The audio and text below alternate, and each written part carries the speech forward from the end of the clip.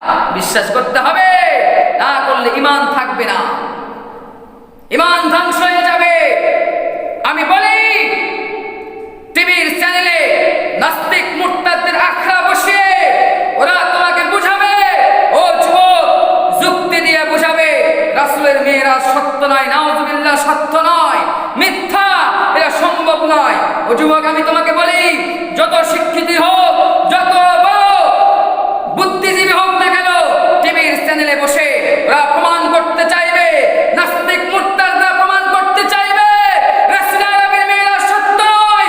তুমি যুবক ইমানের স্পিড দেখাইবা, ঈমান প্রজ্বলিত করবা, ওদের সকল যুক্তিকে খণ্ডন করে কোরআন ও হাদিসের ভাষ্যকে তুমি উদারভাবে গ্রহণ করে তুমি বুঝাইবা কোরআন ও হাদিসে রব যা বলেছেন সব ঠিক।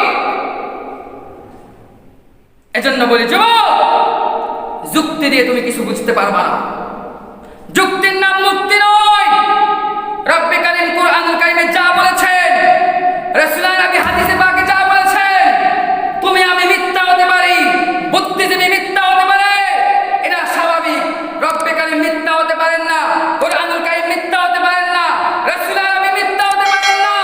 তুমি যদি রবের উপরে বিশ্বাস রাখো, তুমি যদি রাসূলের উপরে বিশ্বাস রাখো, কোরআনের উপরে বিশ্বাস রাখো, তাহলে তোমাকে মানতেই হবে রাসূলের মিরাজ 100% সত্য।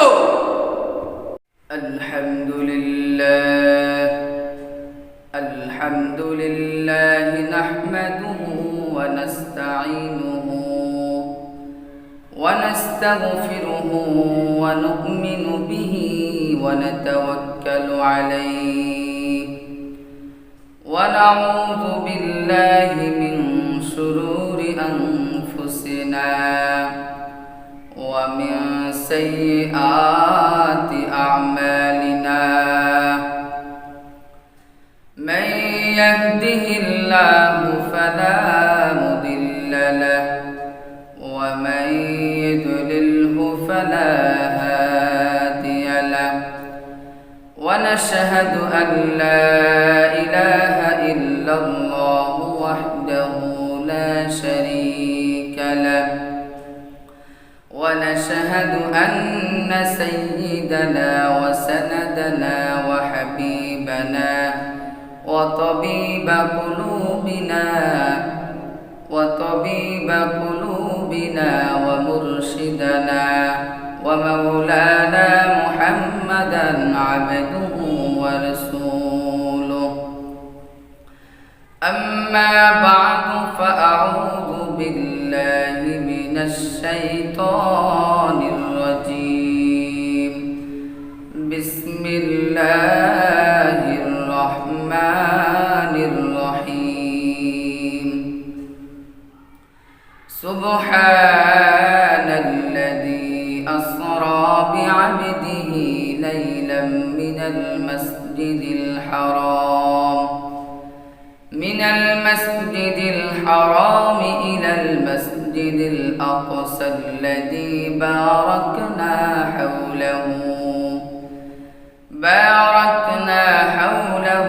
لنريه من آياتنا إنه هو السميع البصير. وقال رسول الله صلى الله عليه وسلم في البيت المعمور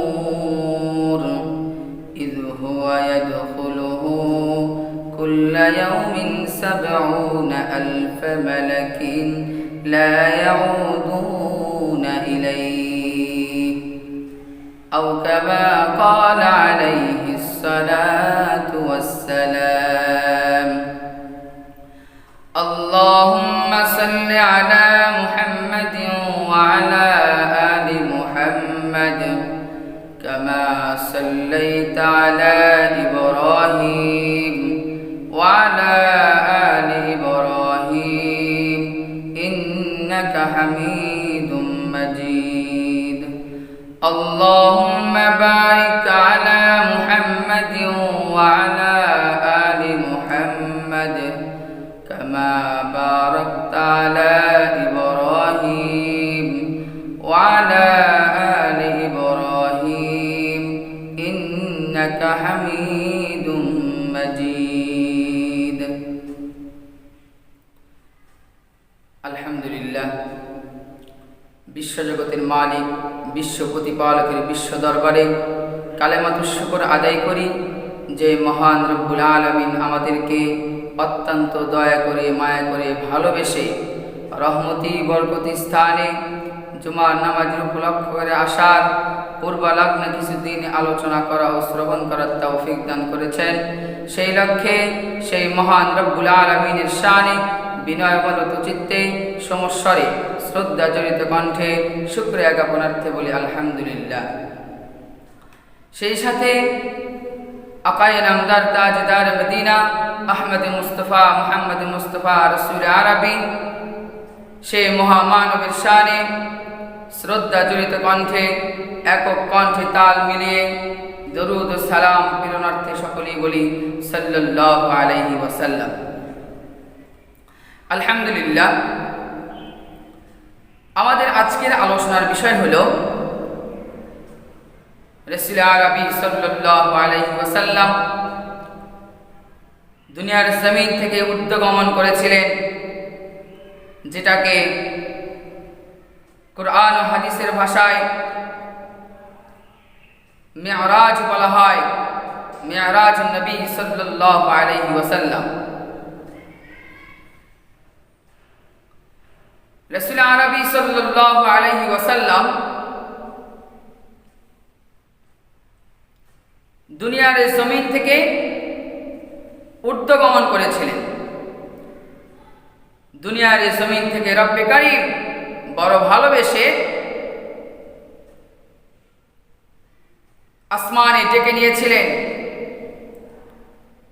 সমস্ত নবী, সমস্ত আম্বিয়া কিরাম রাসূলের মাঝে আমাদের রাসূল একজন এমন রাসূল ও এমন নবী আমরা পেয়েছি যাকে রব্বে কারীম বড় আদর করে মহব্বত করে নিজের কাছে ডেকে নিয়েছিলেন।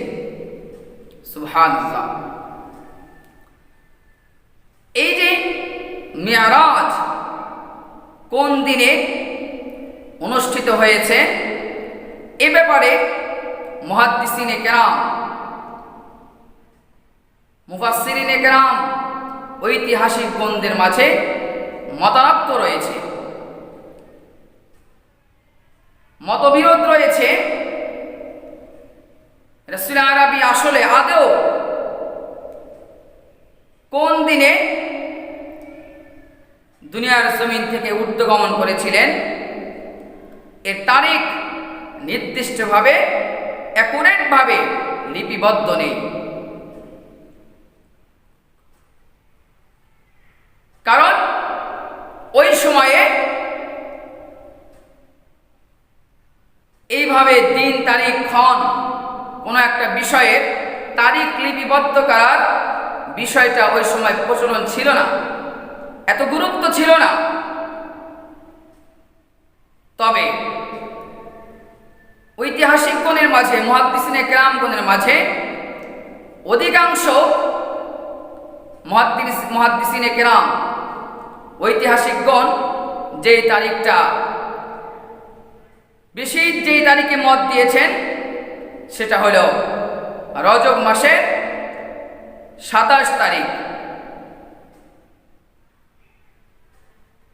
27শে রজবের যে রজনী, এই রজনীতে রাসূল আরবি দুনিয়ার জমিন থেকে ঊর্ধ্বগমন করেছিলেন। এই মতটাকে বেশি প্রাধান্য দেওয়া হয়েছে, তবে এটাকেই যে 100% ধরে নেওয়া হবে এরকম নয়। রাসূল আরবি সাল্লাল্লাহু আলাইহি ওয়াসাল্লাম ঠিক কোন দিনে, কোন রাতে, কোন মাসের, কোন দিনের, কোন রাতে দুনিয়ার জমিন থেকে ঊর্ধ্বগমন করেছিলেন এ বিষয়টা আসলে ওইভাবে লিপিবদ্ধ নেই। যেভাবে আজ আমরা যে কোনো একটা কাজ হলে, সন্তান জন্ম নিলে, বড় ধরনের কোনো ঘটনা ঘটে গেলে তারিখ লিপিবদ্ধ করে দিই, মানুষের জবানে জবানে চলতে থাকে, প্রসিদ্ধ লাভ করে দেয়। প্রচলন চলতে থাকে। কিন্তু রাসূল আরবি যে সময় মেরাজ করেছেন, দুনিয়ার জমিন থেকে ঊর্ধ্বগমন করেছেন, ওই সময় তারিখ লিপিবদ্ধ করার এত প্রচলন ছিল না। এজন্য 100% বলা যাবে না অমুক রাত্রেই রাসূল আরবি মেরাজ করেছিলেন।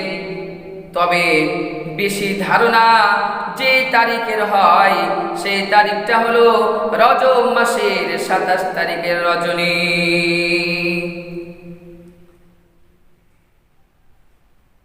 তারিখটা লিপিবদ্ধ না থাকার, প্রচলন না থাকার আরেকটা বড় কারণ হলো মেরাজ সংক্রান্ত বিশেষ কোনো আমল নেই। মেরাজ সংক্রান্ত রাতে বিশেষ কোনো নফল ইবাদত নেই, দিনের বেলা রোজা নেই। যদি মেরাজ সংক্রান্ত বিশেষ কোনো আমল, বিশেষ রোজা যদি সাব্যস্ত থাকতো, তাহলেও অন্তত এই আমলকে উপলক্ষ করে সাহাবায়ে কেরাম রাদিয়াল্লাহু তাআলা আনহুর মাঝ থেকে তারপরের প্রজন্ম তাবেঈন, তাবেঈনদের অনুসরণে আজ পর্যন্ত ওই দিনটাতে আমলের প্রচলন থাকলে এমনি এমনি তারিখটা লিপিবদ্ধ হয়ে যেত। আমল নেই, নির্দিষ্ট মেরাজ সংক্রান্ত কোনো আমল নেই। যদিও আমাদের সমাজের, আমাদের অঞ্চলের কিছু কিছু সমাজে রেওয়াজ আছে, মেরাজ সংক্রান্ত প্রতিদিন পরের দিন রোজা রাখে, ওই রজনীতে নফল ইবাদত করে। বিশেষ করে মহিলারা, মা চাচিরা বেশি করে। তবে হ্যাঁ, নফল ইবাদত করলে, রোজা রাখলে সওয়াব পাবে না তা না, সওয়াব পাবে। তবে অন্যান্য দিন যেমন নফল ইবাদত করলে সওয়াব হয়, অনুরূপভাবে মেরাজের ওই রজনীতে নফল ইবাদত করলে পরের দিন রোজা রাখলে ওই রকমই সওয়াব হবে। বিশেষ কোনো যেমন লাইলাতুল কদর, শবে বারাত রয়েছে, এরকম কোনো বিশেষ আমল মেরাজ সংক্রান্ত নেই। এর প্রমাণ হলো, আমল যদি থাকতো সাহাবায়ে কেরাম রাদিয়াল্লাহু তাআলা আলাইহিম আজমাইন করতেন, তাবেঈন করতেন, তাবেঈন করতেন, এবং এই আমলকে উপলক্ষ করেও তারিখটাও 100% লিপিবদ্ধ হয়ে যেত। কিন্তু কোনো আমল নেই, বিশেষ কোনো আমল নেই, মেরাজ সংক্রান্ত বিশেষ কোনো নফল ইবাদত নেই, রোজা নেই, রজনীতে ওই রাত্রিতে বিশেষ কোনো নফল ইবাদতের কথাও বলা হয় নাই। এজন্য নফল ইবাদত যদি আমরা করিও এই নিয়তে করতে হবে, অন্য দিন যেমন করি এই দিনে এরকম করতেছি। অন্য দিন যদি আমি রোজা রাখি যেমন সওয়াব পাবো, অনুরূপভাবে মেরাজের পরের রজনীর পরের দিন যে আমি রোজা রাখি, এই রোজার জন্য ওই যে অন্যান্য নফল রোজার মতোই সওয়াব পেয়ে যাব। তবে বিশেষভাবে মেরাজ সংক্রান্ত রোজা রাখলাম, নফল ইবাদত করলাম, এটা কোরআন ও হাদিস দ্বারা সাব্যস্ত নয়। আল্লাহ তাবারক ওয়া তাআলা সকলকে বোঝার তৌফিক দান করুন, আমিন। এবার রাসূল আরবি সাল্লাল্লাহু আলাইহি ওয়াসাল্লাম যে দুনিয়ার জমিন থেকে ঊর্ধ্বগমন করেছেন, এর প্রেক্ষাপটটা কেমন ছিল, আসলে ইতিহাসটা কেমন, কিভাবে রাসূল আরবি দুনিয়ার জমিন থেকে ঊর্ধ্ব আকাশে মেরাজ করেছেন, রবের কাছে গেছে,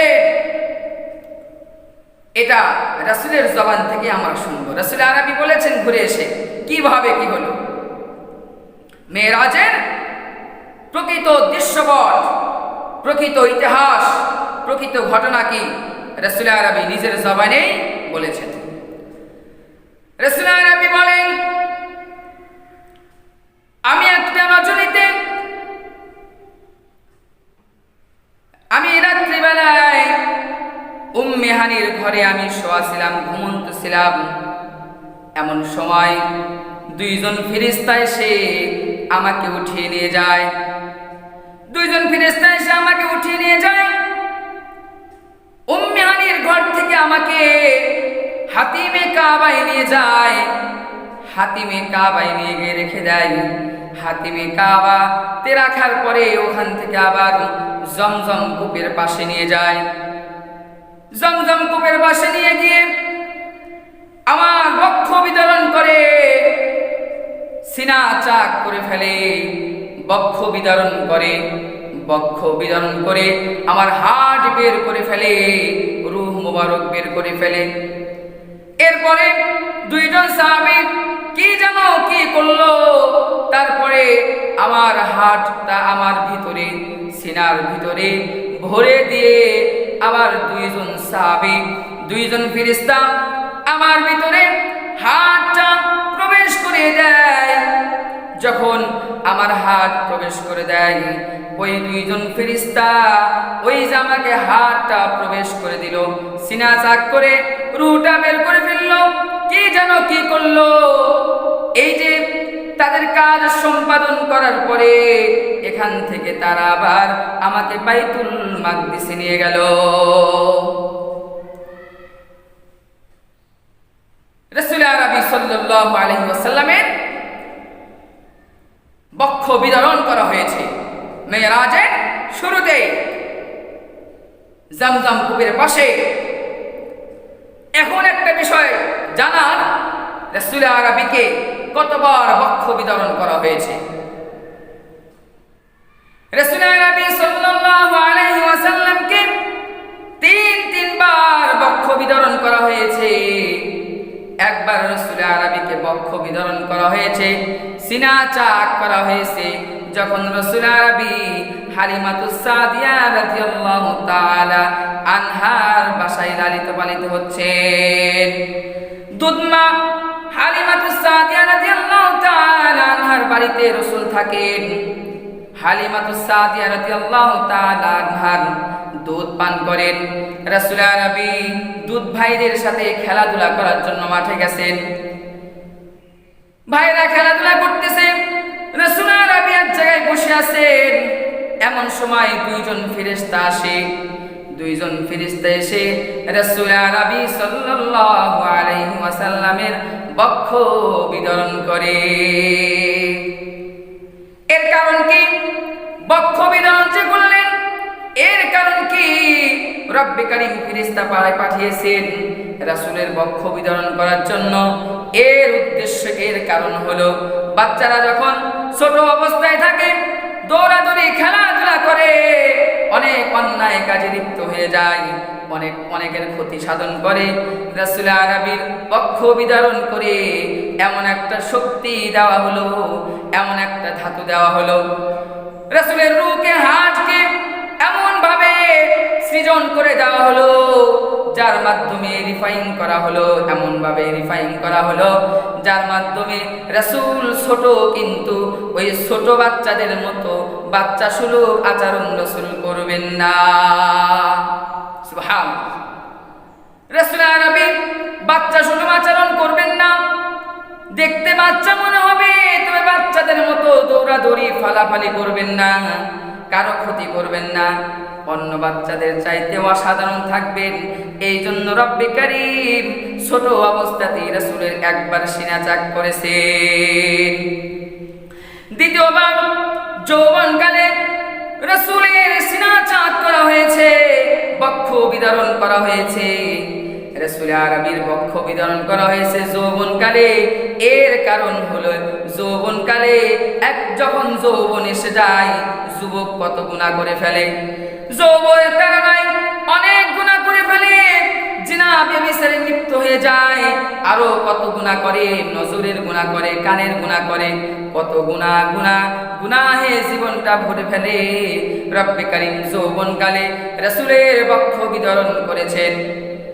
ওই যে রূহটাকে আবার রিফাইন করেছেন ফেরেশতাদের মাধ্যমে, যেন রাসূল যুবক, দেখতে যুবক দেখা যাবে, কিন্তু অন্য সাধারণ যুবকদের মতো রাসূলের আচরণ থাকবে না। সুবহানাল্লাহ। রব্বে কারীম এই যে বৃহৎ একটা উদ্দেশ্যে যৌবনকালে রাসূলের সিনা আবার চাক করলেন। এ গেল দুইবার। তৃতীয়বার রাসূল আরবি সাল্লাল্লাহু আলাইহি ওয়াসাল্লাম মেরাজে যাওয়ার আগে মক্কাতুল মুকাররমায় ওই জমজম কূপের পাশে দুইজন ফেরেশতাদের মাধ্যমে রাসূল আরবীর সিনা আবারও চাক করান। এর উদ্দেশ্য হলো রাসূল আরবী দুনিয়ার জমিনে ছিলেন এক পরিবেশে, এবার মেরাজে ঊর্ধ্বগমন করবেন, ভিন্ন রকম শক্তির প্রয়োজন আছে। রাসূল আরবী সাল্লাল্লাহু আলাইহি ওয়াসাল্লাম অন্যরকম শক্তি যেন লাভ করতে পারেন, নিজের মধ্যে যেন অন্যরকম একটা শক্তি অনুভব করতে পারেন, এজন্য রব্বে কারীম মিরাজে যাওয়ার আগে আবারও বক্ষ বিতরণ করে দিলেন। ফেরেশতাদের মাধ্যমে হাড়টাকে আবার রিফাইন করে দিলেন, অন্যরকম একটা কুওয়াত শক্তি দিয়ে দিলেন, যেই শক্তির মাধ্যমে রাসূল আরবী দুনিয়ার জমিন থেকে ঊর্ধ্বগমন করবে, কিন্তু রাসূলের কোনো সমস্যা হবে না, রাসূল কোনো সমস্যার সম্মুখীন হবে না। এভাবে রাসূল আরবী সাল্লাল্লাহু আলাইহি ওয়াসাল্লামকে বক্ষ বিতরণ করে রিফাইন করে দেওয়া হলো। এখান থেকে রাসূল আরবী সাল্লাল্লাহু আলাইহি ওয়াসাল্লামকে বুরাক নামক একটা যানবাহনে, বুরাক নামক একটা বাহনে রাসূল আরবী সাল্লাল্লাহু আলাইহি ওয়াসাল্লামকে মক্কাতুল মুকাররমা থেকে বাইতুল মাকদিসে নিয়ে যাওয়া হলো। রাসূল আরবী বলেন, মক্কাতুল মুকাররমা থেকে আমাকে আবার বাইতুল মাকদিসের দিকে নিয়ে যাওয়া হয়। বাইতুল মাকদিসে আমাকে বুরাক নামক বাহনের মাধ্যমে পৌঁছে দেওয়া হয়। রাসূল আরবী সাল্লাল্লাহু আলাইহি ওয়াসাল্লাম এই বুরাকের পরিচয় রব্বে কারীম, বুরাক যে বুরাকের মাধ্যমে রাসূলকে নিয়ে গেছেন, ওই বুরাকটা কেমন ছিল রাসূল আরবী সাল্লাল্লাহু আলাইহি ওয়াসাল্লাম তাও রাসূল আরবী বলে দিয়েছেন। বুরাকটা কেমন ছিল রাসূল আরবী সাল্লাল্লাহু আলাইহি ওয়াসাল্লাম বলেন, রাসূল আরবী সাল্লাল্লাহু আলাইহি ওয়াসাল্লাম বলেন, হুয়া দাব্বাতুন আবয়াদুন তাবিলুন, হুয়া দাব্বাতুন আবয়াদুন তাবিলুন মা ফাওকাল হিমারি দুনাল বাগলি ইয়াদাউ হাফিরাহু ইনদা মুনতাহা তারফিহি। রাসূল আরবী সাল্লাল্লাহু আলাইহি ওয়াসাল্লাম বলেন, যেই বাহনটাতে আমাকে মক্কাতুল মুকাররমা থেকে বাইতুল মাকদিসে নিয়ে যাওয়া হয়, ওই বাহনটা খুবই সাদা ছিল, ফর্সা ছিল, গাধার চাইতে একটু বড় ছিল, খচ্চরের চাইতে একটু ছোট ছিল, আবার এমন গতিতে চলতো, নজর যত দূর যেত তত দূর একটা করে কদম ফেলতো। সুবহানাল্লাহ। রাসূল আরবী বলেন, এত দ্রুত গতির বাহনটা ছিল। রাসূল আরবী বলেন, অতি দ্রুততার সাথে এই যে বুরাক নামক এই বাহনটা আমাকে মক্কাতুল মুকাররমা থেকে বাইতুল মাকদিসে নিয়ে যায়। আমাদের সমাজে দেখবেন ঘরে বুরাকের ছবি লাগিয়ে রেখেছে, ওই যে একটা কৃত্রিম ছবি তৈরি করেছে মেধা খাটিয়ে, সেটা হলো হাদিসে রাসূল বলেছেন গাধার চাইতে একটু বড় হবে, খচ্চরের চাইতে একটু ছোট হবে, খচ্চর তো দেখতে ঘোড়ার মতো, এজন্য দেখবেন অনেক ঘরে এই ছবিটা টাঙানো আছে। ছবিটা ঘোড়ার মতো বানিয়েছে, মুখটা মহিলা ঘোড়ার মতো সুন্দর করে মুখটা সুন্দর করে দিয়েছে, আবার লেজও আছে ঘোড়ার আকৃতিতে সুন্দর করে বানিয়েছে, এটা আবার ঘরের দেওয়ালে টাঙিয়েও রেখেছে। বলি ও মুসলমান, প্রথমত এটা হলো হারাম। প্রাণীর ছবি ঘরে ব্যান্ডিং করে ঝুলানো যাবে না, এটা হারাম, এটা হারাম। কোনো প্রাণীর ছবি রাখা যাবে না, এটা তো হলো প্রথম বিষয়। দ্বিতীয় বিষয় হলো এই যে বুরাকটা আপনি রাখতেছেন, কোন কোনো মেধার শক্তি নাই যে রাসূল যেই বাহনের কথা বলেছেন, যেই বুরাকের কথা বলেছেন, কোনো মানব এসে ওই প্রকৃত ওই বুরাকের ছবিটাই দিয়ে দেয়, এমন মেধা জন্ম হয় নাই, কিয়ামত পর্যন্ত জন্ম হবেও না। এটা হলো বুরাক। রাসূল আরবি যতটুকু বর্ণনা করেছেন এতটুকুর মধ্যে সীমাবদ্ধ থাকবে। এরপরে আর কেউ নিজের মেধা খাটিয়ে এটার আকৃতি বানাতে পারবে না। কেউ বলে থাকেন এই যে বুরাক এত দ্রুতগামী, এত দ্রুততার সাথে চলে, এত দ্রুততার সাথে চলেছে, রাসূল আরবি বর্ণনা করলেন। কেউ বলে বারকুন শব্দের অর্থ হলো বিদ্যুৎ, তার মানে বুরাক মনে হয় বিদ্যুতের গতিতে চলেছে। আমি বলি বিদ্যুতের গতি আর আলোর গতি প্রায় এক। বিদ্যুৎ চলে হলো সেকেন্ডে 1,86,000 মাইল, 1,86,000 বর্গ মাইল বেগে বিদ্যুৎ চলে। কিন্তু চিন্তা করেন তো, আমরা এই যে আসমানের দিকে দেখতে থাকি, তারকারাজি দেখি, আবার সূর্য দেখি, কত দূর দূরান্ত দেখি, আমাদের চর্মচক্ষু দিয়ে আমরা সূর্য দেখি, চর্মচক্ষু দিয়ে আমরা আবার তারকারাজি দেখি। এই যে তারকারাজি আর সূর্য আমাদের সাধারণ চোখেই দেখি, এত চতুর একটা বাহন, এ বাহনটার দৃষ্টি অবশ্যই আরো বেশি থাকবে। তাহলে আমরা যদি ধরে নিই 1,86,000 বর্গ মাইল প্রতি সেকেন্ডে এই প্রাণীটার গতি ছিল, এটা মিল পড়বে না। কেন মিল থাকবে না? কারণ আমাদের চোখে সূর্য দেখি, আমাদের চোখে তারকারাজি দেখি, এগুলো তো লক্ষ লক্ষ কোটি গুণ দূরত্বে। তাহলে এই বুরাক আমাদের চাইতেও বেশি দেখে।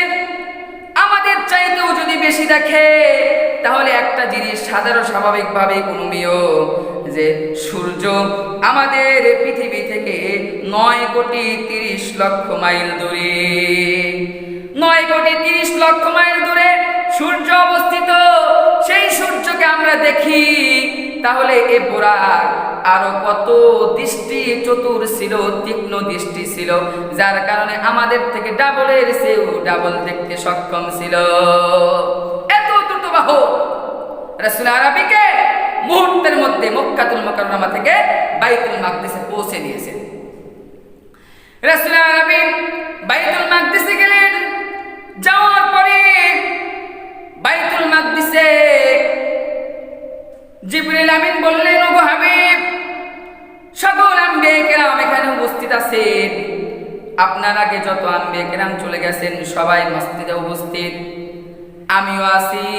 এবার বাইতুল মাকদিসে সকল নবীর ইমামতি আপনি করবেন। সুবহানাল্লাহ। রাসূল আরবি বলেন, ওই যে সকল আম্বিয়া কেরাম, ফেরেশতা মিকাঈল আলাইহিস সালাম, জিবরাইল আলাইহিস সালাম আছেন।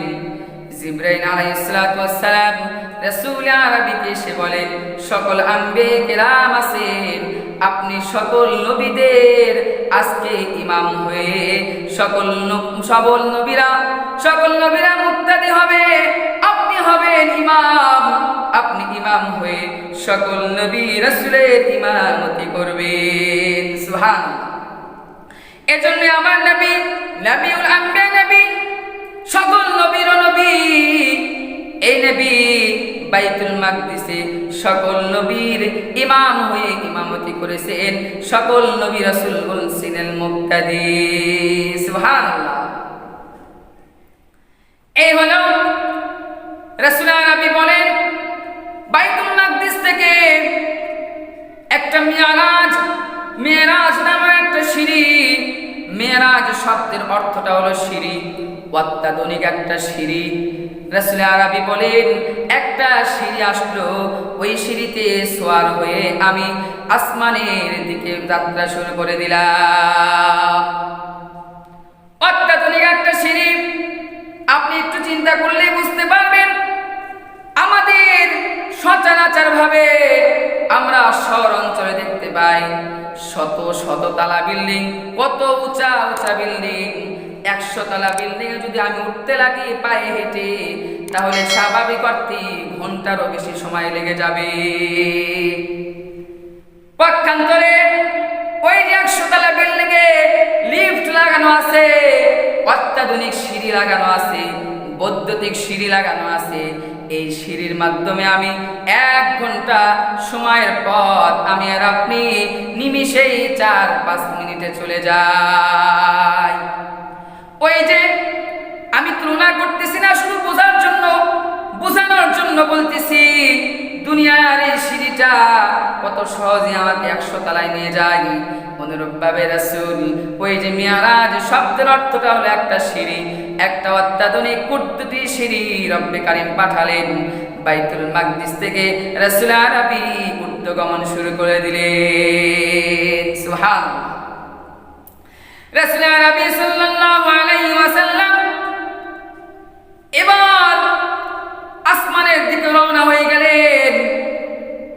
প্রথম আসমানে যখন রাসূল আরবি চলে গেছেন, জিবরাইল আমিনও সাথে আছে। প্রথম আসমানে গিয়ে দরজায় করাঘাত করেছেন। জিবরাইল আমিনকে ভিতর থেকে প্রশ্ন করলেন, ফেরেশতারা প্রশ্ন করলো, ওগো জিবরাইল আমিন, কে আপনি? জিবরাইল আমিন নাকি? হ্যাঁ জিবরাইল আমিন। তাহলে জিবরাইল আমিন, আপনি তো উপরে আসতে পারবেন ঠিক, আপনার সাথে আর একজনকে তার অনুমতি আছে কিনা? জিবরাইল আমিন বলেন, আমার সাথে যে আছে তার জন্য আসমানে প্রবেশের অনুমতি রয়েছে। রাসূল আরবি সাল্লাল্লাহু আলাইহি ওয়াসাল্লাম জিবরাইল আমিনের সাথে প্রথম আসমানের ফেরেশতা যখন দরজা খুলে দিলেন, জিবরাইল আমিনের সাথে রাসূল আরবি প্রথম আসমানে ঢুকে গেলেন। প্রথম আসমানে প্রবেশ করার সাথে সাথে হযরত আদম আলাইহিস সালামের সাথে দেখা হয়ে গেল। সুবহানাল্লাহ। হযরত আদম আলাইহিস সালাম রাসূল আরবি সাল্লাল্লাহু আলাইহি ওয়াসাল্লামকে অভ্যর্থনা জানালেন, খুশি হলেন, কুশলাদি বিনিময় করলেন। রাসূলকে দেখে হযরত আদম আলাইহিস সালাম অনেক খুশি হলেন। খুশি মনে আনন্দ চিত্তে অভ্যর্থনা জানালেন। কুশলাদি বিনিময়ের পরে রাসূল আরবি সাল্লাল্লাহু আলাইহি ওয়াসাল্লামকে নিয়ে জিবরিল আমিন আবার দ্বিতীয় আসমানে চলে গেলেন। দ্বিতীয় আসমানে ওই রকম দরজায় গিয়ে করাঘাত করলেন। ভিতর থেকে আওয়াজ আসলো, অনুমতি আছে নাকি? বলা হলো অনুমতি আছে। রাসূল আরবি সাল্লাল্লাহু আলাইহি ওয়াসাল্লাম দ্বিতীয় আসমানে প্রবেশ করলেন। দ্বিতীয় আসমানে প্রবেশ করার সাথে সাথে হযরতে ঈসা আলাইহিস সালাম ও হযরতে ইয়াহইয়া আলাইহিস সালামের সাথে সাক্ষাৎ হয়ে গেল। ওনারাও রাসূল আরবিকে আনন্দ চিত্তে অভ্যর্থনা দিলেন, কুশলাদি বিনিময় করলেন। এরপরে রাসূল আরবি সাল্লাল্লাহু আলাইহি ওয়াসাল্লাম তৃতীয় আসমানের দিকে রওনা হয়ে গেলেন। অনুরূপভাবে আগের মতোই জিবরাইল আমিন তৃতীয় আসমানে গিয়ে করাঘাত করলেন। ভিতর থেকে আওয়াজ আসলো, অনুমতি আছে কিনা? হ্যাঁ অনুমতি আছে। দরজা খুলে দেওয়া হলো। রাসূল আরবি সাল্লাল্লাহু আলাইহি ওয়াসাল্লাম প্রবেশ করলেন। প্রবেশ করার সাথে সাথে তৃতীয় আসমানে হযরত ইউসুফ আলাইহিস সালামের সাথে সাক্ষাৎ হয়ে গেল। ইউসুফ আলাইহিস সালাম আনন্দ চিত্তে খুশিতে অভ্যর্থনা জানালেন, আবার কুশলাদি বিনিময় করলেন। এরপরে রাসূল আরবি সাল্লাল্লাহু আলাইহি ওয়াসাল্লাম চতুর্থ আসমানের দিকে রওনা হয়ে গেলেন। অনুরূপভাবে চতুর্থ আসমানে যাওয়ার পরে হযরত ইদ্রিস আলাইহিস সালামের সাথে সাক্ষাৎ হয়ে গেল। হযরত ইদ্রিস আলাইহিস সালাম রাসূলের সাথে কুশল বিনিময় করলেন, অভ্যর্থনা জানালেন। এরপরে রাসূল আরবি সাল্লাল্লাহু আলাইহি ওয়াসাল্লাম পঞ্চম আসমানে প্রবেশ করলেন। পঞ্চম আসমানে প্রবেশ করার সাথে সাথে হযরত হারুন আলাইহিস সালামের সাথে সাক্ষাৎ হয়ে গেল। হযরত হারুন আলাইহিস সালাম রাসূল আরবিকে অভ্যর্থনা জানালেন, খুশি হলেন, কুশলাদি বিনিময় করলেন। এরপরে রাসূল আরবি সাল্লাল্লাহু আলাইহি ওয়াসাল্লাম ষষ্ঠ আসমানে চলে গেলেন। ষষ্ঠ আসমানে গিয়ে রাসূল আরবি সাল্লাল্লাহু আলাইহি ওয়াসাল্লাম ষষ্ঠ আসমানে প্রবেশ করলেন। প্রবেশ করার সাথে সাথে হযরতে মূসা আলাইহিস সালাতু ওয়াস সালাম রাসূলকে অভ্যর্থনা জানালেন। সুবহানাল্লাহ। হযরতে মূসা আলাইহিস সালাতু ওয়াস সালাম রাসূলকে অভ্যর্থনা জানালেন, কুশলাদি বিনিময় করলেন। এরপরে রাসূল আরবি সাল্লাল্লাহু আলাইহি ওয়াসাল্লাম জিবরিল আমিনের সাথে সপ্তম আসমানে গিয়ে করাঘাত করলেন। বলা হলো অনুমতি আছে কিনা? জিবরিল আমিন বললেন অনুমতি আছে। এবার দরজা খুলে দেওয়া হলো। রাসূল আরবি প্রবেশ করলেন। সপ্তম আসমানে প্রবেশ করার সাথে সাথে হযরত ইব্রাহিম আলাইহিস সালাতু ওয়াস সালাম অভ্যর্থনা জানালেন, খুশি হলেন, আনন্দে চিত্তে কুশলাদি বিনিময় করলেন। এভাবে রাসূল আরবি 1 থেকে নিয়ে সপ্তম আসমান পর্যন্ত এই সকল নবীর সাথে সাক্ষাৎ করলেন। সপ্তম আসমানে একটা জায়গায় রাসূল আরবি পৌঁছে গেলেন। ওই জায়গায় বাইতুল মামুর রয়েছে।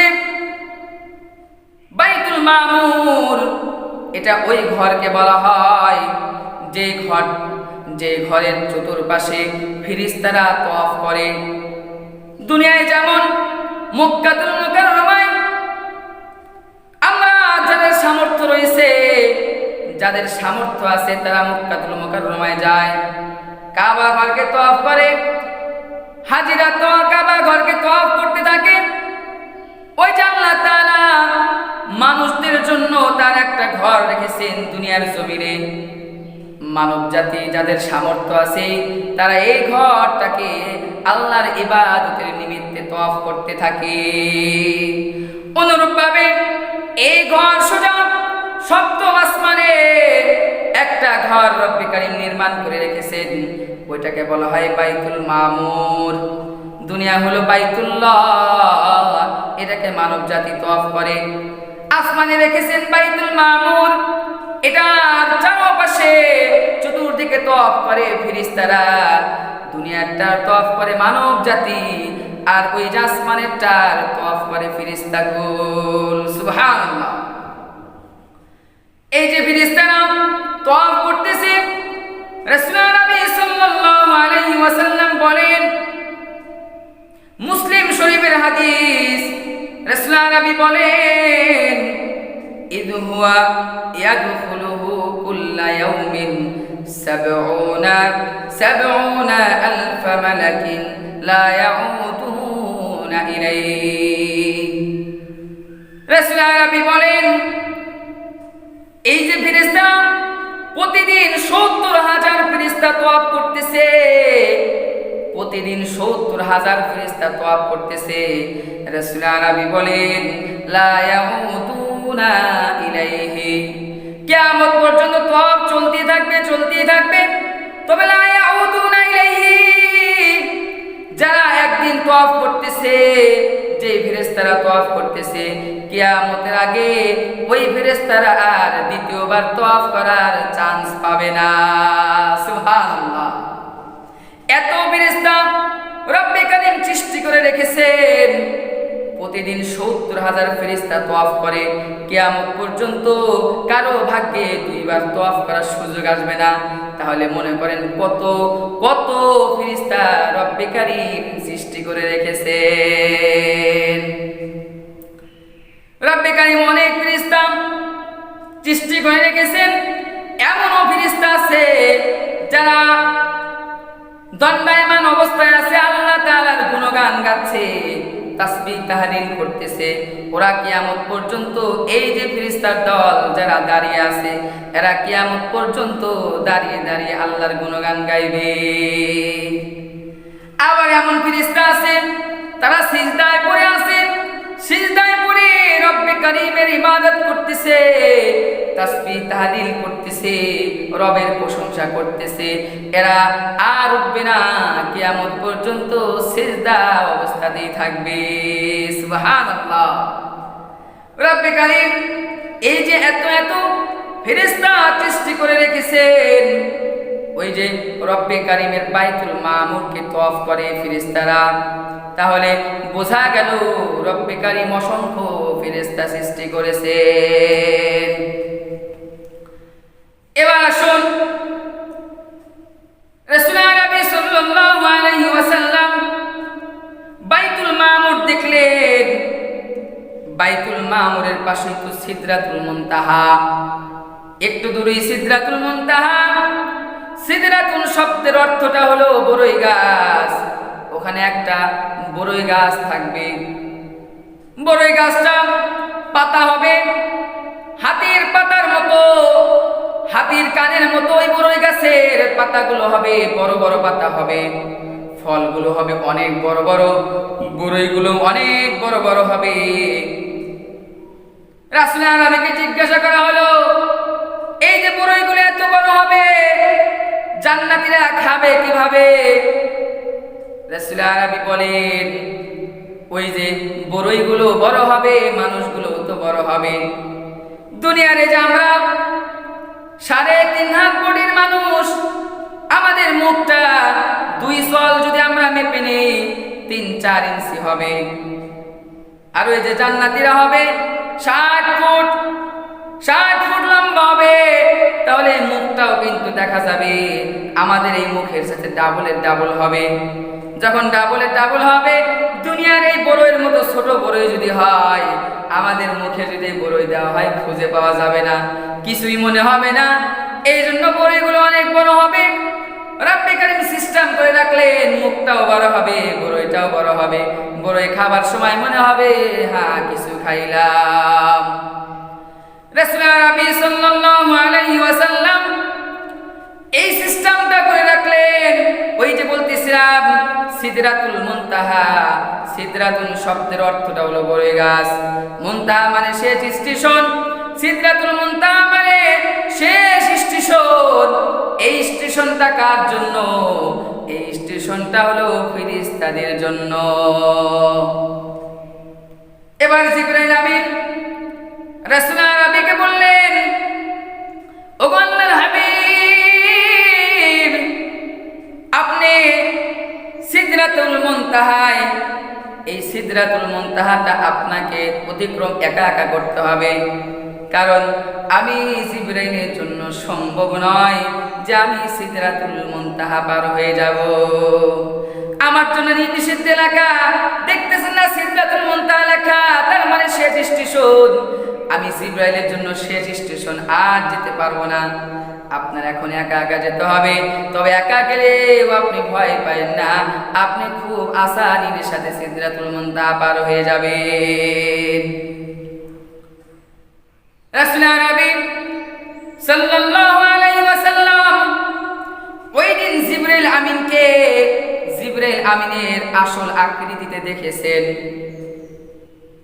আসল আকৃতিটা অনেক বিশাল আকার জিবরাইল আমিনের আকৃতি। রাসূল নবী সাল্লাল্লাহু আলাইহি ওয়াসাল্লাম আসলে জিবরাইল আমিনকে 2টা বার 2 দিন জিবরাইল আমিনের আসল আকৃতিতে দেখেছেন।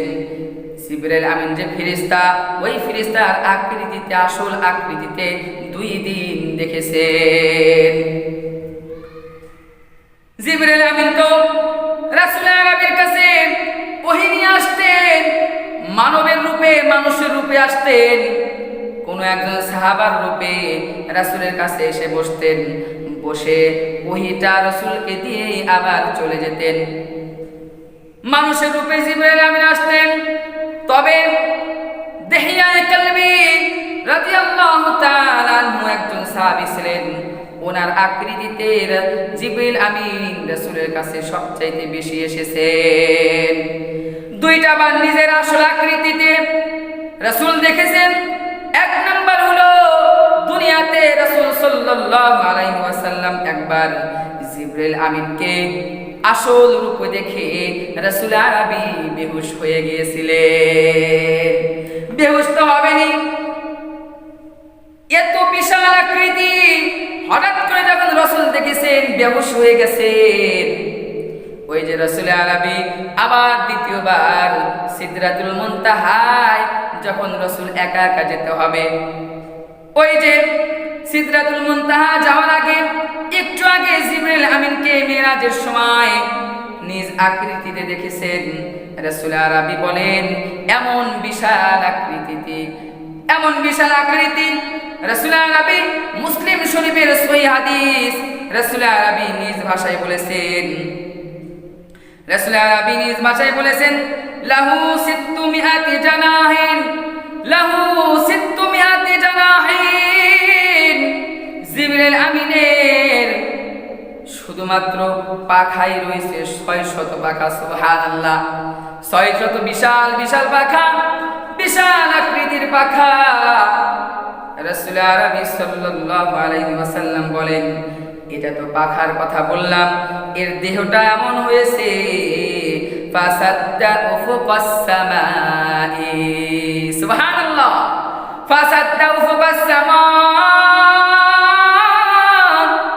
রাসূল আরবি বলেন জিবরিল আমিনের এমন আকৃতি আমি দেখলাম, আসল আকৃতি যখন ধারণ করেছে যখন দেখলাম, তখন জিবরিল আমিনের আকৃতিটা আমি দেখলাম মহাকাশের এক পাশ থেকে অপর পাশ জিবরিল আমিনের আকৃতি দ্বারা ভরে গেছে। সুবহানাল্লাহ, এত বড় আকৃতি। ওই যে রাসূল আরবি যে জিবরিল আমিনকে দুইবার আকৃতি দেখেছেন, এই কথাটা রব্বে কারীম কুরআনুল কারীমে উল্লেখ করেছেন। কুরআনুল কারীমের সূরাতুন নাজমের 13 থেকে 15 নম্বর আয়াতে রব্বে কারীম বলেছেন, রব্বে কারীম বলেন ওয়ালাকাদ রাআহু নাজলাতান উখরা ইনদা সিদরাতিল মুনতাহা ইনদাহা জান্নাতুল মাওয়া। রব্বে কারীম বলে দিলেন দুনিয়া একবার দেখছে আর একবার দেখতেছে ইনদা সিদরাতুল মুনতাহা, সিদরাতুল মুনতাহার পাশে রাসূল জিবরিল আমিনকে আসল আকৃতি দেখেছেন। ইনদাহা জান্নাতুল মাওয়া, যেখানে যে সিদরাতুল মুনতাহার পাশে জান্নাতুল মাওয়া। রব্বে কারীম বলে দিলেন ওই যে সিদরাতুল মুনতাহার পাশে রাসূল আরবি জিবরাইল আমিনকে দ্বিতীয়বারের মতো আসল আকৃতিতে দেখেছেন। সুবহানাল্লাহ, এ হলো রাসূল আরবি সাল্লাল্লাহু আলাইহি ওয়াসাল্লাম সিদরাতুল মুনতাহা পর্যন্ত জিবরাইল আমিনের সাথে থাকলেন। এরপরে কি হলো? এরপরের আলোচনা হলো ইতিহাসটাও বলা হবে, ঘটনাটাও বলা হবে, সাথে সাথে এটাও বলা হবে যে আসলে রব্বে কারীম যে রাসূলকে মেরাজে নিয়ে গেলেন এর উদ্দেশ্য কি।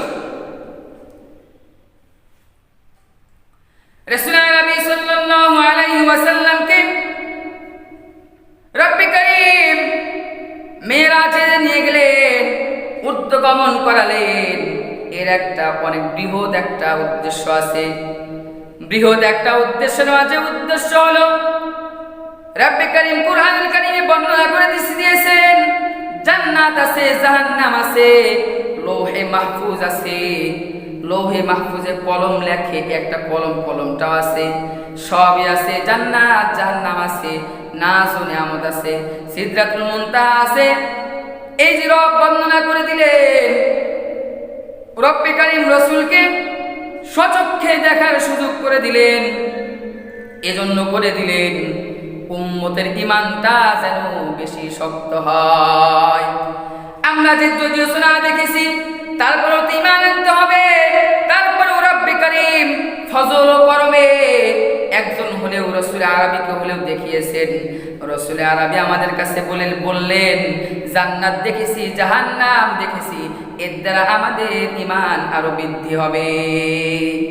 এজন্য রব্বে কারীম রাসূল আরবিকে জান্নাতের নাজ ও নিয়ামত, জাহান্নামের ভয়াবহতা, সিদরাতুল মুনতাহা, লৌহে মাহফুজ সবই দেখালেন। উদ্দেশ্য হলো আমাদের ঈমান জানি এই কথাগুলো শুনে আরো বৃদ্ধি পায়। যা হোক, রাসূল আরবি সাল্লাল্লাহু আলাইহি ওয়াসাল্লাম কি দেখলেন? রাসূল আরবি সাল্লাল্লাহু আলাইহি ওয়াসাল্লাম ওই যে সিদরাতুল মুনতাহা, সিদরাতুল মুনতাহায় তো জিবরাইল আমিন রাসূলকে বললেন, ওগো হাবিব, এখন আপনার একা একা যেতে হবে, আমি যেতে পারবো না, আমার জন্য শেষ স্টেশন, আপনার এখন একা একা যেতে হবে। রাসূল আরবি সাল্লাল্লাহু আলাইহি ওয়াসাল্লাম, রাসূল আরবি সাল্লাল্লাহু আলাইহি ওয়াসাল্লাম জিবরাইলের কথাটা মানলেন। তবে মিরাজে গিয়ে রাসূল আরবি সাল্লাল্লাহু আলাইহি ওয়াসাল্লাম যা দেখলেন, রাসূল আরবি সাল্লাল্লাহু আলাইহি ওয়াসাল্লাম এমন কিছু দৃশ্য দেখলেন, এমন কিছু দৃশ্য দেখলেন। রাসূল আরবি বলেন, আমাকে জান্নাত দেখানো হলো, জান্নাতের ভিতরে প্রবেশ করলাম, জান্নাতের ভিতরে প্রবেশ করে নাজ ও নিয়ামত দেখলাম, নাজ ও নিয়ামত এমন দেখলাম, এমন একটা জায়গা দেখলাম যেখানে কিছু উঁচু উঁচু ঘর, রাজপ্রাসাদের মতো, রাজপ্রাসাদের মতো সুন্দর ঘরগুলো বানানো আছে।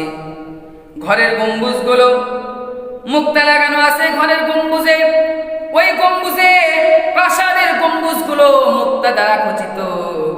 আবার ওই জমিন থেকে, জান্নাতের ওই জমিন থেকে মিশকে আম্বরের সুঘ্রাণ পাওয়া যাচ্ছে।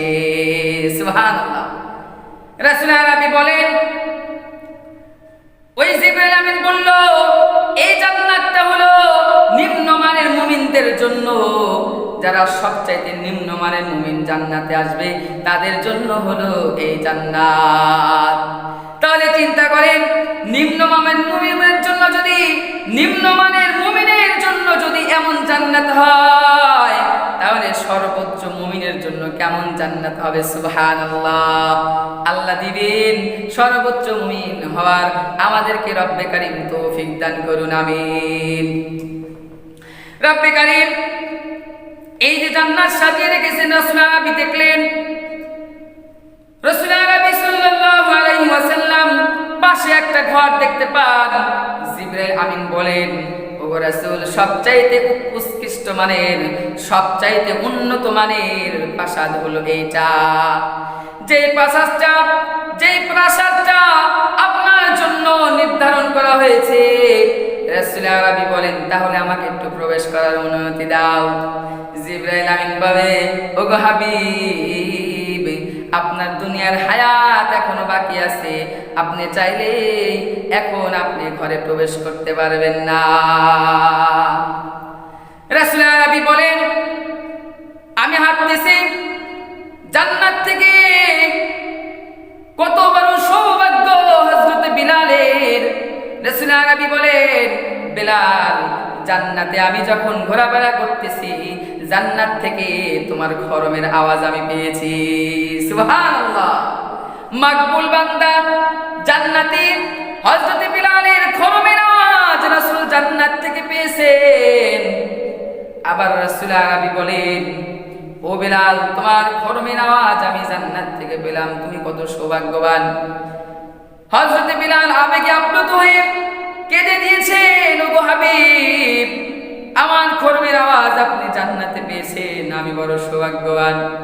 রাসূল আরবি বলেন, আর একটা বিষয় দেখলাম অদূরে একদম সুশ্রী মহিলা দাঁড়িয়ে আছে। আমি জিজ্ঞাসা করলাম, এই মহিলা কে? জিবরাইল আমিন বলে, ওগো হাবিব, এই মহিলা হযরত ওমর ফারুক রাদিয়াল্লাহু তাআলা আনহুর একজন স্পেশাল মহিলা। হযরত ওমর ফারুক রাদিয়াল্লাহু তাআলা আনহুর জন্য নির্ধারণ করা হয়েছে। রাসূল হযরত ওমর ফারুক রাদিয়াল্লাহু তাআলা আনহুকে বললেন, ওগো ওমর, তোমার আত্মমর্যাদায় লেগে যায় নাকি, এজন্য আমি ওই মহিলার সাথে কথা বলি নাই। তোমার তো অনেক আত্মমর্যাদার জন্য কথা বলি নাই। হযরত ওমর ফারুক রাদিয়াল্লাহু তাআলা আনহু বলেন, ওগো আল্লাহর রাসূল, আপনি কি বলেন? আপনি কথা বললেও কি আমার আত্মমর্যাদায় লাগবে নাকি? রাসূল আরো ইত্যাদি ইত্যাদি জান্নাতের নাজ ও নিয়ামত দেখলেন, জান্নাতের নাজ ও নিয়ামত দেখলেন। এবার জাহান্নাম রাসূল নবী সাল্লাল্লাহু আলাইহি ওয়াসাল্লাম দেখলেন। জাহান্নামে এক ব্যক্তিকে এমন ভাবে শাস্তি দেওয়া হচ্ছে, দুই চল, এই যে দুইটা আমাদের চল আছে, ডান পার্শ্ব বাম পার্শ্ব, একজন ফেরেশতা একবার ডান পাশ থেকে করাত দিয়ে আঘাত করতেছে, ছিঁড়ে ফেলতেছে, আবার একটু করে ভালো হয়ে যাচ্ছে, তখন আবার বাম পাশ থেকে গাল ছিঁড়ে ফেলতেছে। এভাবে চলতে আছে, একাধিকবার করলো। রাসূল আরবি জিবরিল আমিনকে জিজ্ঞাসা করলেন, ওগো জিবরিল, এই ব্যক্তিটাকে এরকম ভাবে শাস্তি দেওয়া হচ্ছে কেন? জিবরিল আমিন বললেন, ওগো হাবিব, দুনিয়ার জমিনে মিথ্যা কথা বলতো, জবান দ্বারা অশ্লীল কথা বলতো, মিথ্যা কথা বলতো, এজন্য রব্বে কারীম তার জন্য এমন শাস্তি বাজেট করেছেন, কিয়ামত পর্যন্ত ওর চল এভাবেই ফেরেশতা দ্বারা চিনতে থাকবে। এজন্য মিথ্যা পরিহার করতে হবে। মিথ্যা আমরা অনায়াসেই বলে ফেলি।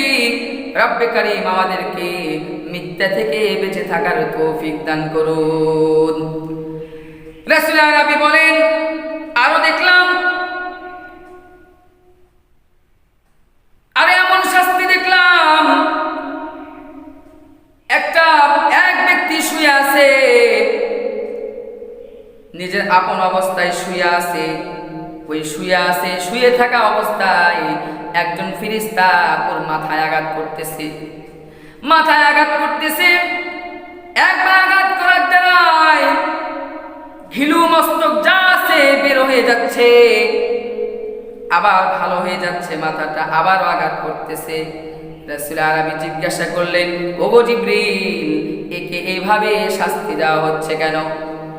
জিবরিল আমিন বলেন, ওগো হাবিব, আল্লাহ তাআলা একে উত্তম মেধা দান করেছিলেন, বোধ শক্তি দান করেছিলেন, জ্ঞান দান করেছিলেন, কিন্তু এই জ্ঞান দ্বারা সে ভালো কাজ করে নাই, শুধু অশ্লীল চিন্তা ভাবনা আর অশ্লীল কাজ করেছে। এজন্য রব্বে কারীম তার জন্য এই শাস্তি নির্ধারণ করেছেন, কিয়ামত পর্যন্ত ওর সাথে এমনই করা হবে। নাউজুবিল্লাহ।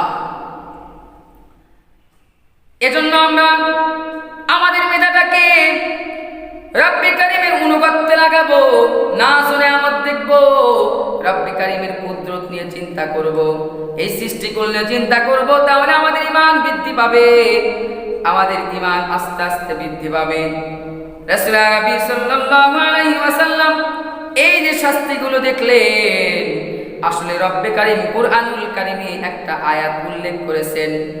রব্বে কারীম উক্ত আয়াতে বলেছেন, যারা দুনিয়াতে উল্টা চলবে ওদেরকে হাসরের ময়দানে উল্টা ভাবে উঠানো হবে, যারা উল্টা চলবে তাদেরকে উল্টা হিসাবে উঠানো হবে। ওই যারা উল্টা চলে, চক্ষু আছে রবের কুদরত দেখে না, কান আছে ভালো কথা শুনে না, চক্ষু আছে নিয়ামতগুলো দেখে না, কোরআন তেলাওয়াত করে না, জবান আছে রবের প্রশংসা তাসবিহ তাহলিল করে না। রব্বে কারীম বলেন, ওকে উল্টা ভাবে আবার কিয়ামতের দিন উড্ডয়ন করা হবে, ওকে উল্টা ভাবে উত্তোলন করা হবে, উঠানো হবে উল্টা ভাবে। রব্বে কারীম উদাত্ত ভাষায় সূরা বনী ইসরাঈলের ৯৭ নম্বর আয়াতে রব্বে কারীম বলেন, ওয়া নাহশুরুহুম ইয়াওমাল কিয়ামাতি আলা বুজুহিহিম, ওয়া নাহশুরুহুম ইয়াওমাল কিয়ামাতি আলা বুজুহিহিম উমিয়ান ওয়া বুকুমান ওয়া সুম্মা। রব্বে কারীম বলেন, আলা বুজুহিম, যারা উল্টা চলে, দুনিয়াতে উল্টা চলবে, রোজে মাশারে ওদেরকে উল্টা ভাবে উঠানো হবে। রাসূল আরবিকে সাহাবায়ে কেরাম জিজ্ঞাসা করলেন, ইয়া রাসূলুল্লাহ, মানুষ তো পা নিচের দিক দিয়ে হাঁটে, রোজে মাশারে উল্টা কেমনে হাঁটবে, পা তো উপর দিকে থাকবে?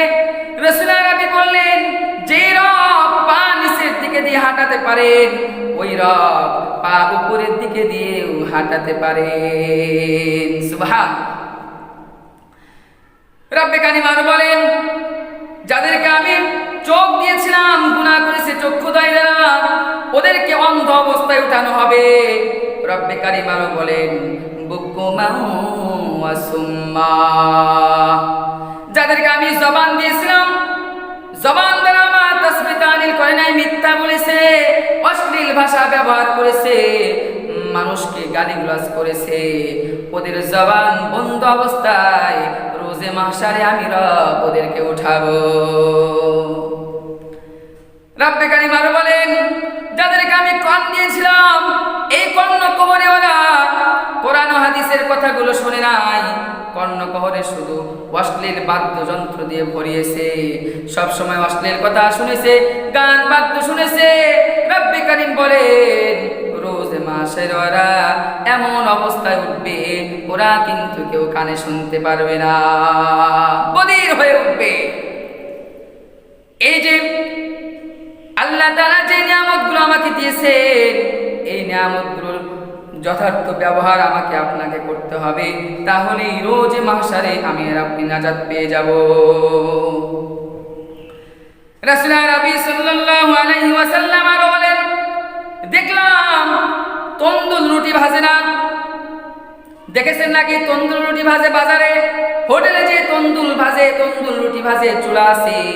রাসূল আরবি বলেন, এমন চুলার মতো বিশাল আকৃতির একটা চুলা দেখলাম, একটা জায়গা দেখলাম, ওখানে একদল পুরুষ আর একদল মহিলা ওই আগুনের মধ্যে, অগ্নিশিখার মধ্যে উলঙ্গ অবস্থায়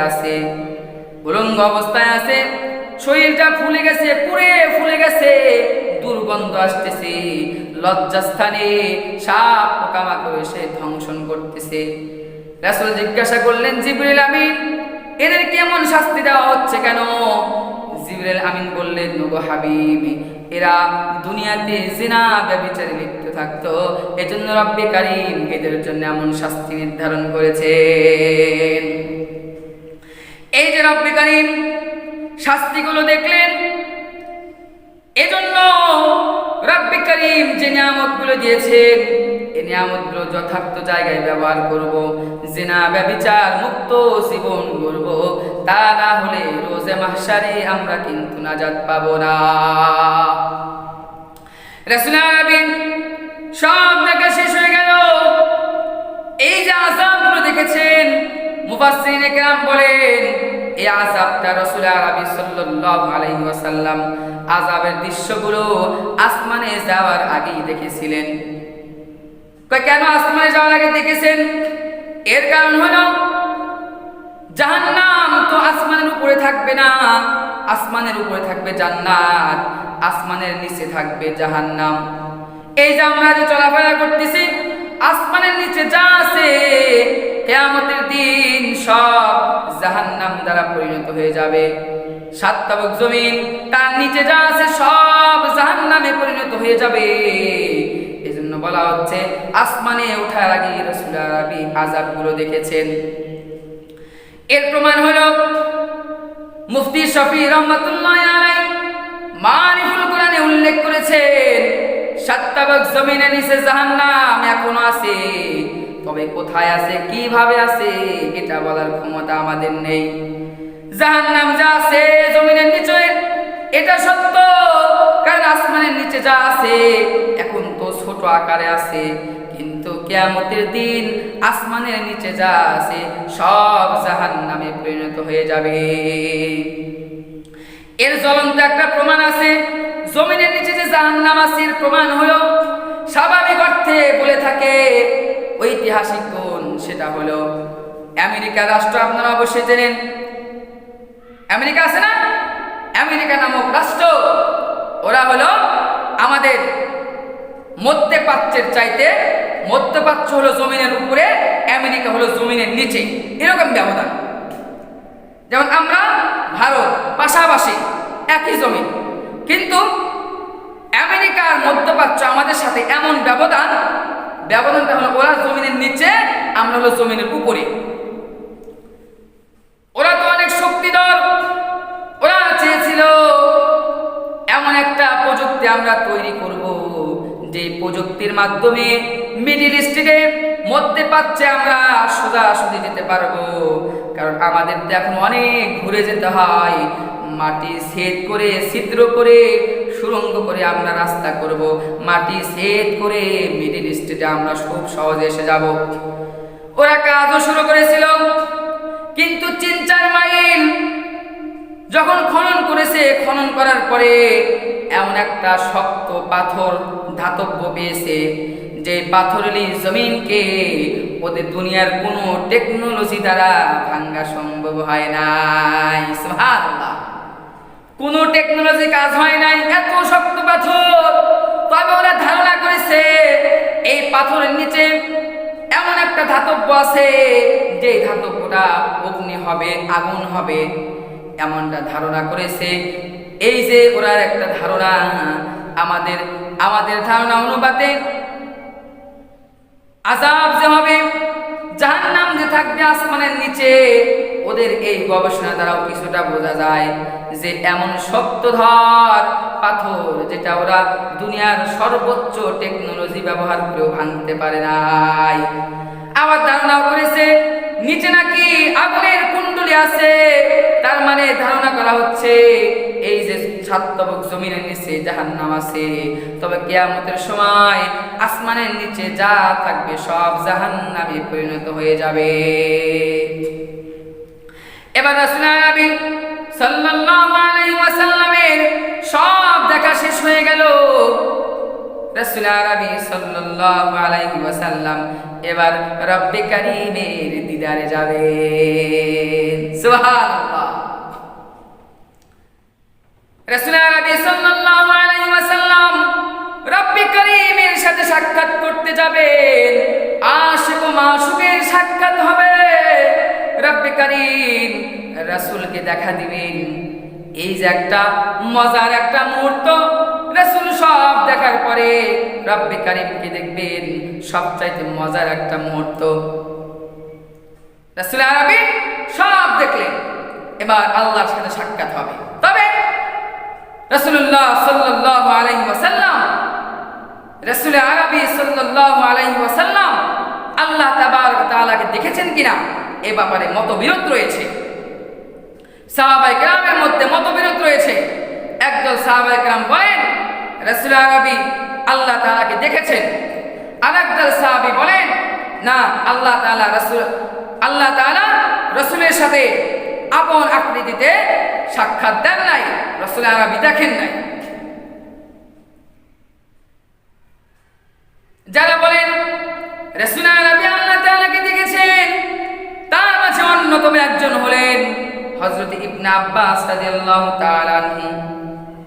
হযরত ইবনে আব্বাস রাদিয়াল্লাহু তাআলা আনহু মুসনাদে আহমদের রিওয়ায়াত করেছেন। মুসনাদে আহমদের মধ্যে হাদিসটা আছে, সহিহ হাদিস। হযরত ইবনে আব্বাস রাদিয়াল্লাহু তাআলা আনহু বলেছেন রাসূল আরবি সাল্লাল্লাহু আলাইহি ওয়াসাল্লাম আমাদেরকে বলেছেন, রাআইতু রাব্বি আযজা ওয়া জাল। রাসূল আরবি আমাদেরকে বলেছেন যে আমি আল্লাহ তাবারক ওয়া তাআলাকে দেখেছি, আল্লাহ তাবারক ওয়া তাআলা আমাকে দেখা দিয়েছেন, আমি দেখেছি। এটা হলো যেই দল সাহাবীরা বলেন রাসূল আরবি আল্লাহ তাআলাকে দেখেছেন, তার মাঝে এটা হলো তাদের প্রমাণ। ইবনে আব্বাস রাদিয়াল্লাহু তাআলা বলেন রাসূল আরবি আমাদেরকে বলেছেন যে রাসূল আরবি সাল্লাল্লাহু আলাইহি ওয়াসাল্লাম আল্লাহ তাআলাকে দেখেছেন। তবে যারা বলেন রাসূল আরবি আল্লাহ তাআলাকে দেখেন নাই, তাদের মাঝে অন্যতম হলো আয়েশা সিদ্দিকা রাদিয়াল্লাহু তাআলা আনহা। উনি বলেন রাসূল আল্লাহ তাআলাকে দেখেন নাই, এই ব্যাপারে আমি জানি। রাসূল বলেছেন আল্লাহর সাথে সাক্ষাৎ হয় নাই। আয়েশা সিদ্দিকা রাদিয়াল্লাহু তাআলা আনহা কথাটা উল্লেখ করেছেন যে রাসূল আরবি সাল্লাল্লাহু আলাইহি ওয়াসাল্লাম আল্লাহ তাবারক ওয়া তাআলাকে দেখেন নাই। ওই যে আল্লাহ তাবারক ওয়া তাআলা কুরআনুল কারীমের উদাত্ত ভাষায় ব্যক্ত করেছেন। সূরা আনআমের 103 নম্বর আয়াতে রব্বে কারীম বলেন লা তুদরিকুহুল আবসার وهو يدرك الأبصار وهو اللطيف الخبير رب كريم বলেন لا تدركه الأبصار وهو يدرك الأبصار وهو اللطيف الخبير ওই যে রব্বে কারীম উক্ত আয়াতে বলেছেন চর্মচক্ষুতে রব্বে কারীমকে দেখা যাবে না। যারা বলেন রবকে দেখেন নাই রাসূল আরবি, তারা বলেন স্বয়ং আল্লাহ বলেছেন চর্মচক্ষে রব্বে কারীমকে দেখা সম্ভব নয়। তাহলে দুই ভাগ হয়ে গেল, এক ভাগ বলেন দেখেছেন, আরেক ভাগ বলেন দেখেন নাই। তবে উভয় দলের দলিল ও প্রমাণের প্রেক্ষিতে একটা সুন্দর সমাধান দিয়েছেন মুফতি শফি রহমাতুল্লাহ আলাইহি মারিফুল কোরআনে দিয়েছেন। সমাধানটা হলো মুফতি শফি রহমাতুল্লাহ আলাইহি বলেছেন একদল বলেন রাসূলুল্লাহ সাল্লাল্লাহু আলাইহি ওয়াসাল্লাম আল্লাহকে দেখেন নাই, আরেকদল বলেন দেখেছেন। যারা বলেন দেখেন নাই তারা বলেন চর্মচক্ষু দিয়া আল্লাহকে দেখা সম্ভব নয়। যেমন মুসা আলাইহিস সালাম দেখতে পারেন নাই, তুর পাহাড়ে গিয়েও রবকে দেখতে পারেন নাই, বেহুশ হয়ে গিয়েছিলেন হযরত মুসা আলাইহিস সালাম। তার মানে বোঝা গেল চর্মচক্ষু দিয়া রবকে দেখা সম্ভব নয়। মুফতি শফি রহমাতুল্লাহ আলাইহি বলেন আসলে ওই আসমানে যদি রব্বে কারীমকে রাসূল দেখে থাকেন আসলে চর্মচক্ষু দিয়া দেখেন নাই। বিষয়টা হলো এরকম, জান্নাতীরা কিন্তু জান্নাতে যাওয়ার পরে রব্বে কারীমকে দেখতে পাবে। রব্বে কারীম সবচাইতে মুমিনদের জন্য সবচাইতে আনন্দের বিষয় হবে। মুমিনরা রব্বে কারীমকে জান্নাতে যাওয়ার পরে রব্বে কারীমকে দেখতে পাবে। রব্বে কারীম দেখা দিবেন, রব্বে কারীম বান্দাদের সামনে এসে, মুমিন বান্দাদের সামনে এসে, জান্নাতীদের সামনে এসে দেখা দিবেন। তার মানে বোঝা গেল দুনিয়ার চোখ আর আখিরাতের চোখ একরকম হবে না। মুফতি শফি রহমাতুল্লাহ আলাইহি বলেন রাসূল আরবি সাল্লাল্লাহু আলাইহি ওয়াসাল্লাম দুনিয়া থেকে যখন উখরবে চলে গেছেন, আসমানে চলে গেছেন, রাসূল আরবির চোখটা দুনিয়ার এই সাধারণ চোখ ছিল না। ওই মুহূর্তে রাসূল আরবি যদি আল্লাহকে দেখেও থাকেন ওই চোখটা জান্নাতীদের যেমন চোখ হবে ওই রকম চোখ রাসূল আরবি সাল্লাল্লাহু আলাইহি ওয়াসাল্লামের অসাধারণ চক্ষু ছিল।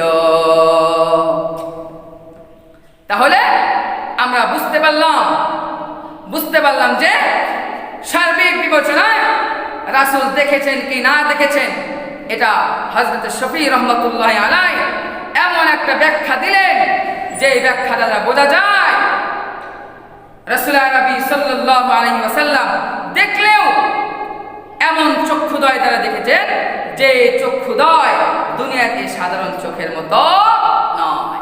যেমন জান্নাতীরা দেখবে এমন আশ্চর্য চোখ রাসূল আরবি সাল্লাল্লাহু আলাইহি ওয়াসাল্লামের হয়তো এই সময় হয়ে গিয়েছে। তার মানে রাসূল দেখেছেন কি না দেখেছেন 100% যদি এভাবেও না বলা যায়, তবে দেখেছেন যে এটাও তো হতে পারে রাসূল আরবির চক্ষুদয় অসাধারণ হয়ে গিয়েছিল, দুনিয়ার সাধারণ চক্ষুদয়ের মতো নয়। কারণ ওই দেখেন না মেরাজে যাওয়ার সময় রাসূল আরবি সাল্লাল্লাহু আলাইহি ওয়াসাল্লামের সিনাটা চাক করে অত্যাধুনিক শক্তি রব্বে কারীম ভিতরে দিয়ে দিয়েছিলেন। এটা হলো আল্লাহ তাআলাকে দেখা আর না দেখার বিষয়। এই যে রাসূল নবী সাল্লাল্লাহু আলাইহি ওয়াসাল্লাম সকল কাজ সম্পাদন করে এবার রাসূল নবী ওই যে সব হয়ে গেল, দেখা হলো, সব কিছু দেখার পরে রাসূল নবী সাল্লাল্লাহু আলাইহি ওয়াসাল্লাম আবার ফিরে এসেছেন মক্কাতুল মুকাররমায়, আবার ফিরে এসেছেন। ফিরে এসে ফজরের নামাজ মসজিদুল হারামে জামাতের সাথে আদায় করেছেন। সুবহানাল্লাহ। এখান থেকে ওই সময় মক্কার কাফিররা রাসূলের এই মিরাজকে বিশ্বাস করত না। অতীতেও বিজ্ঞানীরা বিশ্বাস করে নাই, আজও একদল করছে না। কিয়ামত পর্যন্ত এমন দল থাকবে যারা রাসূলের এই মেরাজকে বিশ্বাস করে না। তবে আমাদের উচিত হবে 100% মেরাজ সংক্রান্ত ঈমান রাখতে হবে, বিশ্বাস রাখতে হবে। রাসূল আরবি সাল্লাল্লাহু আলাইহি ওয়াসাল্লাম অল্প সময়ের মধ্যে ঊর্ধ্বগমন করেছেন, আবার ফিরে এসেছেন। এটা আমাদের ঈমানের অংশ। যদি বিশ্বাস না থাকে, যদি আমাদের সন্দেহ হয়, ঈমান চলে যাবে। এজন্য মেরাজ সংক্রান্ত আমাদের করণীয় কি? করণীয় হলো আমাদেরকে পরিপূর্ণ বিশ্বাস রাখতে হবে। রাসূল আরবি সাল্লাল্লাহু আলাইহি ওয়াসাল্লাম মেরাজ থেকে ফিরে আসলেন। মক্কাতুল মুকাররমায় মসজিদুল হারামে এসে ফজরের নামাজ জামাতের সাথে আদায় করলেন। আদায় করার পরে রাসূল আরবি সাল্লাল্লাহু আলাইহি ওয়াসাল্লাম সাহাবায়ে কেরামকে বলতেছেন, গত রাত্রিতে এমন একটা ঘটনা ঘটে গেছে, রব্বে কারীম আমাকে জমিন থেকে আসমানে নিয়ে গেছেন। প্রথমে বাইতুল মাকদিস নিয়ে গেছেন, বাইতুল মাকদিস থেকে আমাকে আসমানে নিয়ে গেছেন, ওই আসমান থেকে আবার ফেরত পাঠিয়েছেন। ফেরত এসে তোমাদের সাথে আমি ফজরের নামাজ জামাতের সাথে আদায় করলাম। রব্বে কারীম গত রাত্রিতে আমাকে একটা কুদরত দেখাইছেন। ঘটনাক্রমে কাফেরদের নেতৃবৃন্দ, মুসলমানরা মুমিনরা যেত নামাজ পড়তে, ওরাও আবার বাইতুল্লাহর কাবার একটু ভক্তি আছে তো ওরাও সকাল সকাল অনেকে ওই বাইতুল্লাহর কাছে যায়। ঘটনাক্রমে আবু জাহেল ওই দিন সকালবেলা বাইতুল্লাহর পাশে দাঁড়িয়ে আছে, আরো অনেক নেতৃবৃন্দ কাফের মুশরিকদের দাঁড়িয়ে আছে। রাসূল আরবি সাল্লাল্লাহু আলাইহি ওয়াসাল্লাম যখন এই কথা বলেছেন, আবু জাহেল দৌড় দিয়ে এসেছে, বলতেছে, যাক আজকে সুযোগ পাওয়া গেছে, মুহাম্মদকে আজকে পাগল সাব্যস্ত করেই ছাড়বো। কেউ তো বোঝে না যে মুহাম্মদ পাগল, আজকে একটা সুযোগ পাইছি। আবু জাহেল এসে দৌড়ে এসে রাসূল আরবি সাল্লাল্লাহু আলাইহি ওয়াসাল্লামকে বলে, মুহাম্মদ তুমি কি বললা আবার বলো তো। রাসূল আরবি বলেন, আমি বললাম গত রাত্রিতে অল্প একটু সময়ে রব্বে কারীম আমাকে মক্কা থেকে বাইতুল মাকদিসে নিয়ে গেছেন, ওখান থেকে আসমানে নিয়ে গেছেন, আবার ফেরত পাঠিয়েছেন। আমি আবার ফেরত এসে জামাতের সাথে ফজরের নামাজ পড়লাম। আবু জাহেল বলেন, মুহাম্মদ তুমি ভালো করে বুঝো, এখন যা বলতেছো আবার উল্টাই বানাতো। আবু জাহেলের খুব শখ জেগেছে,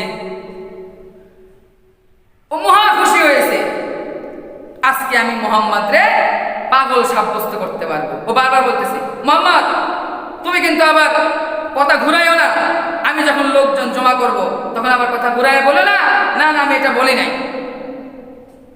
তখন কিন্তু বলতে হবে যে আমি মক্কা থেকে বাইতুল মাকদিসে গিয়েছি। রাসূল বলেন, আমি তাই বলবো, মক্কা থেকে বাইতুল মাকদিসে গেছি, তারপরে আবার আসমানে গিয়েছি, তারপরে আবার ফেরত এসেছি।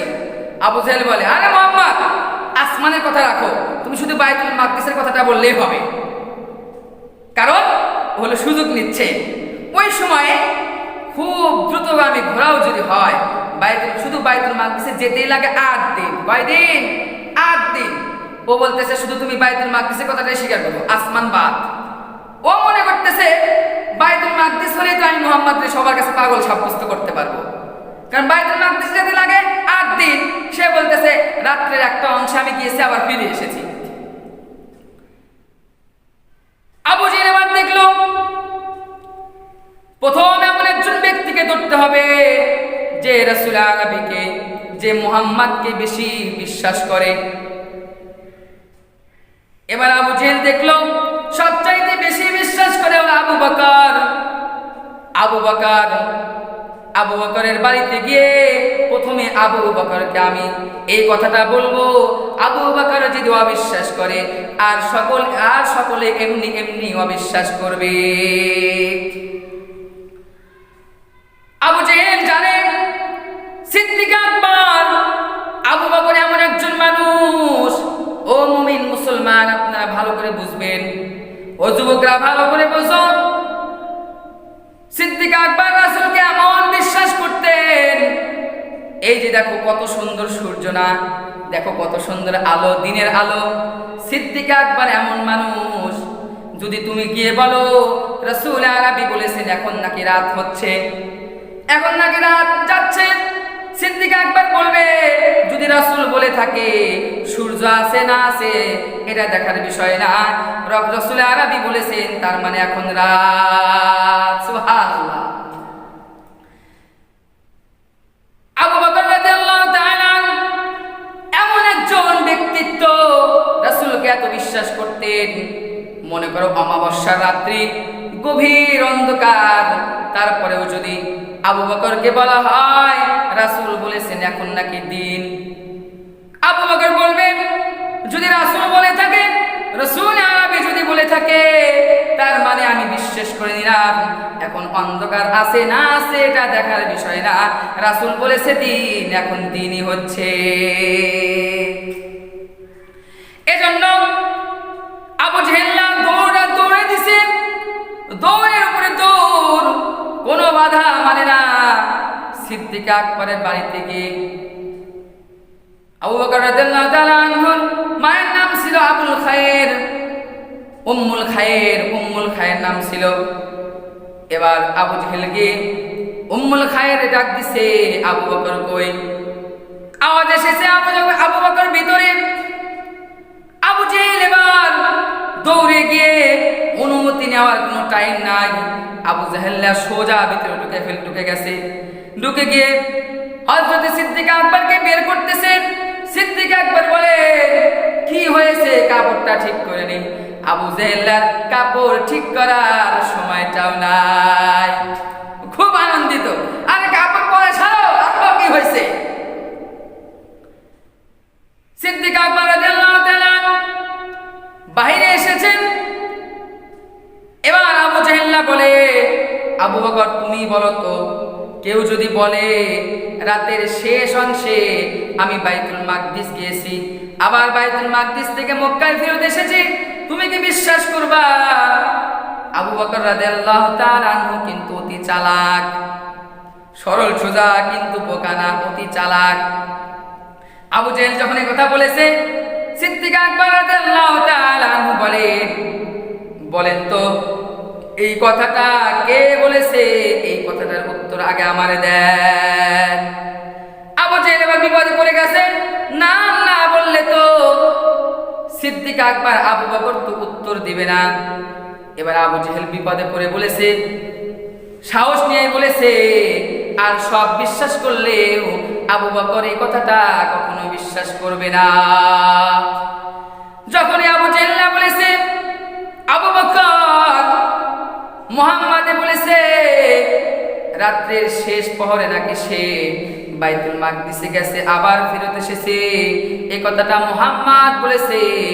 সিদ্দিক আকবর রাদিয়াল্লাহু তাআলা আনহু কিছুক্ষণ চুপ করে থেকে বলেন, শুনে রাখেন এ কথাটা যদি রাসূল বলে থাকে তাহলে এর মাঝে কোনো সন্দেহ নাই, এটা এক নিঃশ্বাসে আমি বলে দিলাম এটা রাসূল বললে সত্যই বলেছে। সুবহানাল্লাহ।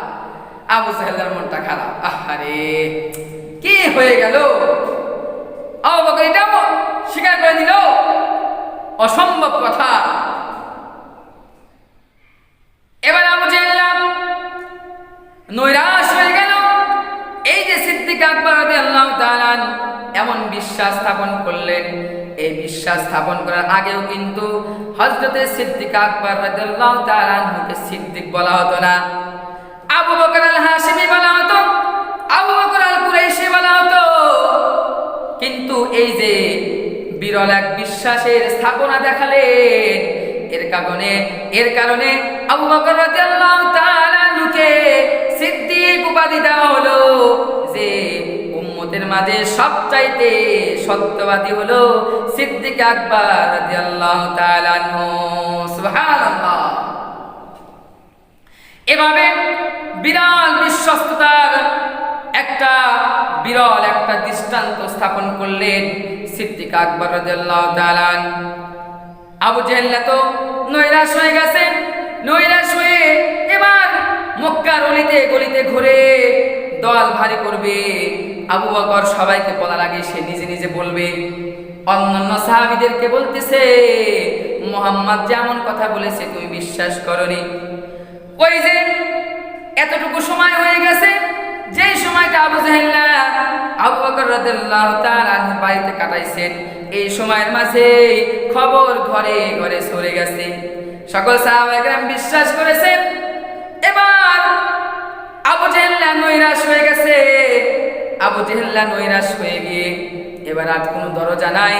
আবু জাহেল নৈরাশ হয়ে এবার রাসূলুল্লাহ নবী সাল্লাল্লাহু আলাইহি ওয়াসাল্লামের কাছে গেছে। রাসূলুল্লাহ নবী সাল্লাল্লাহু আলাইহি ওয়াসাল্লামের কাছে বৈঠক দিয়েছে।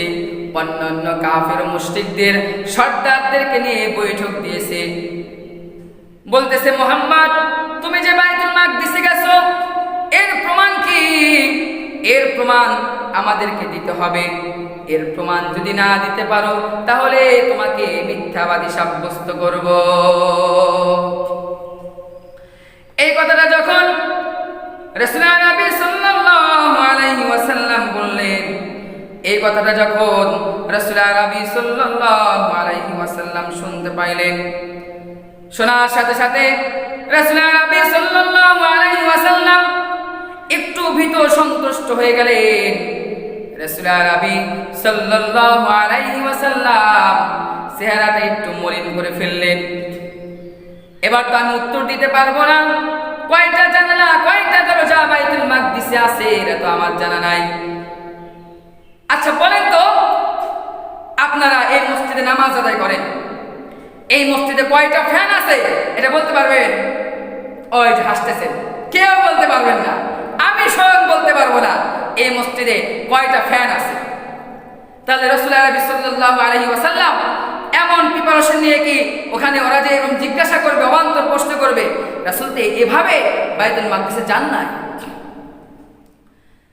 রাসূলের চেহারাটা মলিন হয়ে আছে। রাসূলুল্লাহ সাল্লাল্লাহু আলাইহি ওয়াসাল্লাম চেহারাটা মলিন করে আছেন।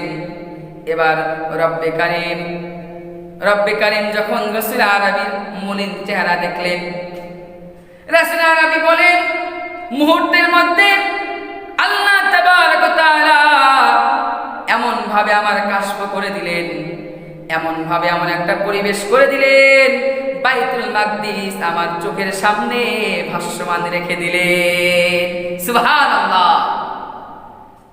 রাসূল আরবী বলেন, চোখের সামনে ভাসমান। ওরা তো আমাকে যে প্রশ্ন করে, জানালার প্রশ্ন করে, আমি জানালা কয়টা এটাও বলে দিই, কারণ আমার কাছে আয়নার মতো পরিষ্কার পরিষ্কার লাগতেছে। কয়টা দরজা তাও আমি বলে দিই। আমার কাছে তো জান্নাত দরজা না, জান্নাত দরজায় কয়টা শিক ব্যবহার করা আছে এটাও তো আমি বলতে পারি, কারণ আমার কাছে আয়নার মতো পরিষ্কার করে রব্বে কারীম তুলে ধরেছেন।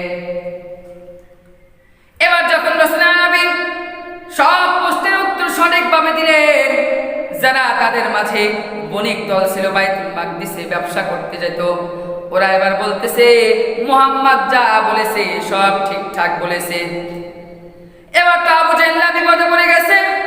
ঠিকঠাক হয়েছে, মুহাম্মাদের সাথে চুক্তি হয়েছে, সব ঠিকঠাক উনি ঈমান আনয়ন করবে। এবার ঈমান তাও আনয়ন করলো না। এবার আবু জাহেল রাসূলকে বলতেছে, মুহাম্মদ তুমি জাদুর থেকে বলছো, আসলে ঈমান আনবে না, নসিবে ঈমান নাই। এবার বলতেছে, সব ঠিক আছে, তুমি এগুলো অসম্ভব কাজকে সম্ভব করেছো, এটা আসলে জাদু, জাদুর মাধ্যমে করেছো। রব বলতে কে হো? তোমাকে রব্বে কারীম রাসূল প্রেরণ করে রাসূল বানায় পাঠান নাই, তুমি এগুলো জাদু থেকে বলতেছো। ওই যে দেখবেন সেকালে কাফের মুশরিকরা বিশ্বাস করে নাই, একালেও অনেক মানুষ আছে, নাস্তিক আছে, অনেক নাস্তিক বৈজ্ঞানী আছে, ওরাও মিরাজের ঘটনাটাকে ওরাও স্বীকার করে না। ওরা অনেক প্রশ্ন উত্থাপিত করে। ওরা প্রশ্ন উত্থাপিত করে হলো, রাসূল আরবী সাল্লাল্লাহু আলাইহি ওয়াসাল্লাম এই যে অল্প সময়ের মাঝে যে রাসূল যে অল্প সময়ের মাঝে এত লং টাইম রাস্তা কিভাবে প্রেরণ করলেন, কিভাবে গেলেন, আবার কিভাবে আসলেন, এই যে সাধারণ বৈজ্ঞানিকদের মাথায় এটা ধরে না বলে ওরা অস্বীকার করে। রাসূল আরবি সাল্লাল্লাহু আলাইহি ওয়াসাল্লাম উদ্যোগ গ্রহণ করেছেন অল্প সময়ে। আজকের অনেক বিজ্ঞানিকরা, অনেক নাস্তিকরাও বিশ্বাস করে না, যেমন ও জামানায় কাফের ও মুশরিকরা বিশ্বাস করে না। একদম সাধারণ থেকে সাধারণ একটা কথা আপনাদেরকে বুঝাই। তবে অনেক বৈজ্ঞানিকরা এখন একটু অ্যাডভান্স হয়েছে, বিজ্ঞানের অনেক বিকাশ ঘটেছে। অনেক মনে করে, মনে প্রাণে বিশ্বাস না করলেও ধারণা করে, হ্যাঁ আল্লাহ তাআলা তো যা চান তাই করতে পারেন, তাহলে মুহাম্মদ সাল্লাল্লাহু আলাইহি ওয়াসাল্লামের মাধ্যমে মেরাজুল রব্বে কারীম এই সময় কেন, এর চেয়ে কম সময়েও করাতে পারেন। এটা বৈজ্ঞানিকরা ওদের কিভাবে বুঝে আসলো? পৃথিবীর সবচাইতে গতি সম্পন্ন, সর্বোচ্চ গতি সম্পন্ন একটা রকেট তৈরি করেছে বৈজ্ঞানিকরা। রকেটটার নাম হলো অ্যাপোলো 11। অ্যাপোলো 11 একটা রকেট, যে রকেটের মাধ্যমে সর্বপ্রথম নীল আর্মস্ট্রং চাঁদের দেশে গিয়েছিল বলে ওরা। এই যে নীল আর্মস্ট্রং অ্যাপোলো 11 মাধ্যমে গতিশীল, সর্বোচ্চ গতিশীল রকেটের মাধ্যমে চাঁদে গিয়েছিল। এই যে এই রকেটটার স্বাভাবিক গতির কথা আপনাদেরকে শোনাই। এই রকেটটা সেকেন্ডে 11 কিলোমিটার চলে, সেকেন্ডে চলে 11 কিলোমিটার। এত গতির গতি যে সেকেন্ডে 11 কিলোমিটার চলে, 11 কিলোমিটার চলে, মিনিটে চলে 660 কিলোমিটার, মিনিটে 660 কিলোমিটার চলে। এই রকেটটা ঘন্টায় 39,000 কিলোমিটার বেগে চলে। এটা বর্তমান বৈজ্ঞানিকরা আবিষ্কার করেছে। তাহলে দেখেন, আমরা স্বাভাবিকভাবে বাসে যাতায়াত করি, এক জেলা থেকে অন্য জেলায় যাইতে কয়েক ঘন্টা সময় লেগে যায়। আমেরিকায় যে আমরা বিমানে যাই, যারা আমেরিকায় গিয়েছেন বিমানে, তাও তো অনেক সময় লেগেছে, দীর্ঘ সময় লেগে গেছে। কিন্তু এই যে এই রকেটের মাধ্যমে আমেরিকায় যে যাতায়াত করবেন, আমেরিকায় আপনি ঘন্টায় 4 বার যেতে পারবেন। বর্তমান বৈজ্ঞানিক ওদের সাধারণ মেধা দিয়ে যদি এমন বাহন তৈরি করতে পারে যে বাহনের মাধ্যমে আমেরিকায় 4 বার যাতায়াত করা যায়, তাহলে বোঝেন ওই রব ক্ষমতাধর, ওই রব কি রাসূল আরবীরে এই সময়ের মধ্যে মেরাজ করাতে পারেন না? অবশ্যই পারেন। বর্তমান বিজ্ঞান যদি এত প্রযুক্তি করতে পারে আল্লাহর দেওয়া মেধা দিয়া, আল্লাহ আরো কত কিছু পারে। আমার তো মনে হয় যতটুকু সময় লেগেছে এর চেয়ে আরো কম সময় আল্লাহ রাসূল আরবীকে ঊর্ধ্বগমন করাইতে সক্ষম। এই যে প্রশ্ন একটা গেল, ওরা মানতে চায় না ঠিকভাবে। তবে আর একটা প্রশ্ন ওরা উঠায়, আর একটা প্রশ্ন আগে ব্যাপকভাবে উঠাতো। এমন অনেকটা বিশ্বাস করে রাসূল আরবি সাল্লাল্লাহু আলাইহি ওয়াসাল্লামকে যে বক্ষ বিতরণ করা হয়েছিল, মেরাজে যাওয়ার সময় যে বক্ষ বিতরণ করা হয়েছে, ওরা বলে হাত বের করে আবার এই হাত বসায় দিবে, মানুষ কিভাবে বাঁচে? এটা তো কাল্পনিক কথা। কিন্তু বিজ্ঞান যখন একটু অ্যাডভান্স হয়েছে, বিজ্ঞানী তো এমন আবিষ্কার করেছে, মানুষের সারা বডি ফেরে ফেলার পরেও, পূর্ণ বডিটা ফেরে দেওয়ার পরেও আবার চিকিৎসার মাধ্যমে সেলাই করে দেয়, তারপর অনেক মানুষ বেঁচে যায়। তাহলে সাধারণ মেধা দিয়া মানুষকে একদম পুরা বডিটা ছিঁড়ে ফেলার পরে যদি বাঁচাইতে পারে, ওরা যদি সুস্থ করতে পারে, ওদের যদি এই মেধাটা থাকে, তাহলে ওই রব রাসূল আরবীর বক্ষ থেকে, ভিতর থেকে হাড় বের করেও রাসূল আরবীকে কি জীবিত রাখতে পারেন না? আরে যুবক শোনো, রব্বে কারীম তো তোমাকে নাপাক এক ফোঁটা বীর্য থেকে বানিয়েছেন। ওই রব যদি এক ফোঁটা বীর্য থেকে তোমার মতো এত স্বাস্থ্যবান যুবককে সৃষ্টি করতে পারেন, ওই রব কি রুহুটাকে বের করে আবার কি রাসূলের ভিতরে প্রবেশ করাতে পারেন না? অবশ্যই পারেন। বর্তমান বিজ্ঞান পুরোপুরি না মানলেও কিছুটা মানে। হ্যাঁ, আমরা মানুষ, তাই তো অপারেশন করতে পারি, সার্জারি করতে পারি, ওপেন সার্জারি করতে পারি। তাহলে রব্বে কারীম তো ক্ষমতাধর, উনি সবই পারেন। এরপরে বর্তমান বিজ্ঞান আরেকটা প্রশ্ন উঠায়, রাসূল আরবি সাল্লাল্লাহু আলাইহি ওয়াসাল্লাম জান্নাতে গিয়েছিলেন। জান্নাতের ব্যাপারে বলা হয়েছে একজন নিম্ন পর্যায়ের মুমিনকে এমন দুনিয়ার 10 দুনিয়ার সমান জান্নাত দেওয়া হবে। সুবহানাল্লাহ। নিম্নমানের মুমিনকে এমন দুনিয়ার 10 দুনিয়ার সমান জান্নাত দেওয়া হবে। তাহলে সর্বোচ্চ মুমিনের জন্য আল্লাহ আরো কি দিবে? এটা আল্লাহই ভালো জানে কি দিবে। ওরা প্রশ্ন উঠায়, এত জায়গা কোথায়? রব্বে কারীম যে এক একজন নিম্ন পর্যায়ের বান্দাকে 10 দুনিয়ার সমান জান্নাত দিবেন, এত জায়গা কোথায় পাওয়া যাবে? ওই যে বিজ্ঞানীরা প্রশ্ন উঠায়। তবে ইদানিং কালে এরা অনেকটাই একটু নতজানু হয়েছে, ওরা অনেক কিছু আবিষ্কার করেছে। এর মাধ্যমে বোঝায় যে আমরা মানুষ হয়ে যদি এত কিছু আবিষ্কার করতে পারি, রব্বে কারীম তো ক্ষমতাধর, আরো অনেক কিছু পারে। আচ্ছা বলেন তো, আমরা এই যে বাংলাদেশে আছি, বাংলাদেশ অনেক বড় রাষ্ট্র না? বিশ্বের মধ্যে সবচেয়ে বড় রাষ্ট্র। আচ্ছা ঠিক আছে, বিশ্বের মধ্যে একটা ছোট্ট একটা রাষ্ট্র। বাংলাদেশের চাইতে পার্শ্ববর্তী ভারত 25 গুণ বড়। কয় গুণ? ও যুবক, কয় গুণ? 25 গুণ বড়। বাংলাদেশের চাইতে কানাডা প্রায় 150 গুণ বড়। বাংলাদেশের চাইতে রাশিয়া প্রায় 200 গুণ বড়। এই যে বাংলাদেশের চাইতে এই যে দেশগুলো বড়, 200 গুণ বড়, 150 গুণ বড়, 25 গুণ বড় শুনলা।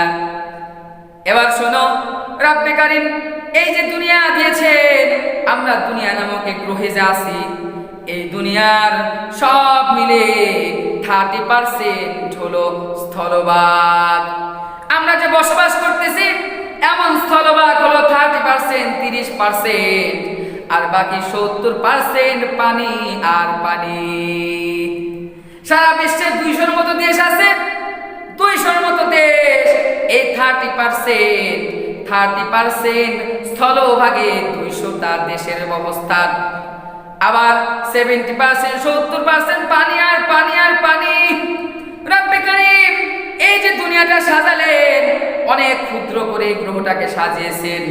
এর চাইতে হাজার হাজার কোটি গুণ গ্রহ রব্বে কারীম আসমানে রেখেছেন। ও যুবক, তুমি অবশ্যই সূর্য দেখো, তুমি অবশ্যই সূর্যটা চক্ষুদয় দ্বারা দেখতে পারো। তুমি কি জানো সূর্য আমাদের চাইতে কত দূরে অবস্থিত আছে? সূর্য আমাদের চাইতে 9,30,00,000 মাইল দূরে। তারপরেও সূর্যটাকে তুমি দেখতে পাও। সূর্যটা এমন পৃথিবীর চাইতে কত বড় তা জানো নি? শুনে তো অবাক হয়ে যাইবা। সূর্যটা আমাদের এই পৃথিবীর চাইতেও, আমাদের এই পৃথিবীর চাইতেও 13 লক্ষ গুণ বড়। সুবহানাল্লাহ। সূর্যটা, এই যে সূর্য, এই সূর্যটা পৃথিবীতে আলো দেয়। এই পৃথিবীর চাইতে আমরা পৃথিবীকে অনেক বড় মনে করি। সূর্যটা আমাদের এই পৃথিবীর চাইতে 13 লক্ষ গুণ বড়। সুবহানাল্লাহ। ওই যে সূর্যের দুনিয়ার আসমানে অতি নিকটে একটা তারকা আছে, অতি নিকটে একটা তারকা আছে। যে তারকাটা অতি নিকটে আসমান থেকে, দুনিয়ার আসমানে অত উপরে যেতে হবে না, দুনিয়ার আসমানের অতি নিকটের একটা তারকা আছে, প্রক্সিমা সেন্ট্রাই। প্রক্সিমা সেন্ট্রাই, প্রক্সিমা সেন্ট্রাই নামক একটা তারকা আছে। এই তারকাটা অনেক অনেক ছোট্ট আকারে আমরা দেখি, কিন্তু এর আকারটা অনেক বৃহৎ আকার ধারণ করেছে। এই যে আর একটা তারকা দুনিয়ার আসমানে অতি নিকটে আছে, বেটেল জিউস নামে একটা তারকা আছে, দুনিয়া থেকে সূর্য 13 লক্ষ গুণ বড়।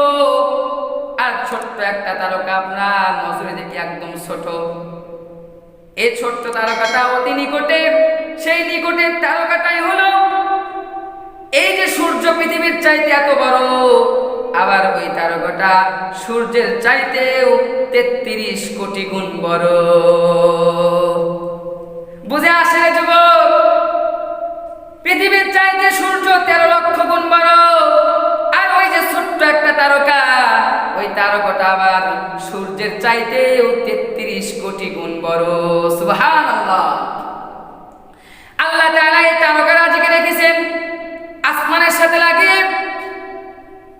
এই যে প্রথম আসমান আবার দ্বিতীয় আসমান, প্রথম আসমান আর দ্বিতীয় আসমানের মাঝে তফাৎ হলো 500 বছরের রাস্তার তফাৎ। সবচাইতে দ্রুতগামী যান দিয়ে যদি আল্লাহ তাআলার সবচাইতে দ্রুতগামী যে বিষয়টা রেখেছেন, বাহন রেখেছেন, ওটা দিয়েও যদি আমি এক আসমান থেকে আর এক আসমানের দিকে যেতে চাই, তাহলেও 500 বছর লেগে যাবে। আবার জানো একটা আসমানের চাইতে আর একটা আসমান কত বড়? রাসূল নবী ব্যাখ্যা করেছে। রাসূল নবী বলেন একটা আসমানের চাইতে আর একটা আসমান এত বড়।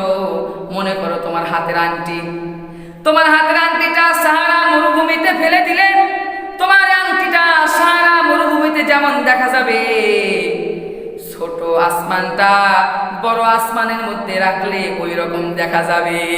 সুবহানাল্লাহ। তাহলে মনে করো একটা আসমান, প্রথম আসমান কত বড়, এই আসমানে তারকারাজি সূর্য কত কিছু, এত কিছুর পরে পৃথিবীর চাইতে সূর্যের চাইতে ছোট্ট তারকাটা 33 কোটি গুণ বড়। এই তারকাটাই এমন হাজার লক্ষ তারকা আল্লাহ রাব্বুল আলামিন প্রথম আসমানে রেখে দিয়েছেন। তাহলে প্রথম আসমানটা দ্বিতীয় আসমানের কাছে এত ছোট, দ্বিতীয় আসমানের মধ্যে প্রথম আসমানটা যদি রাখি, তাহলে যে সারা মরুভূমির মধ্যে আংটি রাখলে যেমন দেখা যাবে, প্রথম আসমান দ্বিতীয় আসমানে রাখলে ওরকম দেখা যাবে। কি বুঝে আসে? এখন মনে হইতেছে হুজুর এখন তো হিসাব পাইলাম, রব্বে কারীম এত এত জায়গা রেখেছেন, যে জায়গায় মনে হইতেছে একজনকে 10 দুনিয়া না 20 দুনিয়া সমান যদি জান্নাত দেয়, তাও জায়গার কোনো অভাব পড়বে না। বৈজ্ঞানিকরা এখন অনেকটা শিথিল হয়েছে, ওই যে অনেক গ্রহে যায়, ওরা মহাকাশ যান বানিয়েছে, মহাকাশে যায়, ওরা ভাবে হায় রে হায় আমি সামান্যতম জায়গায় আসলাম, তাই যে অবস্থা দেখি রব্বে কারীম যা রেখেছেন এটা না জানি আরো কত কিছু। বুঝে আসে?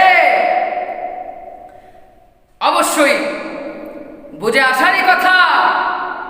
রব্বে কারীম নাজ নিয়ামত রেখেছেন, শক্তিধর রাজাদি রাজ সবই পারে।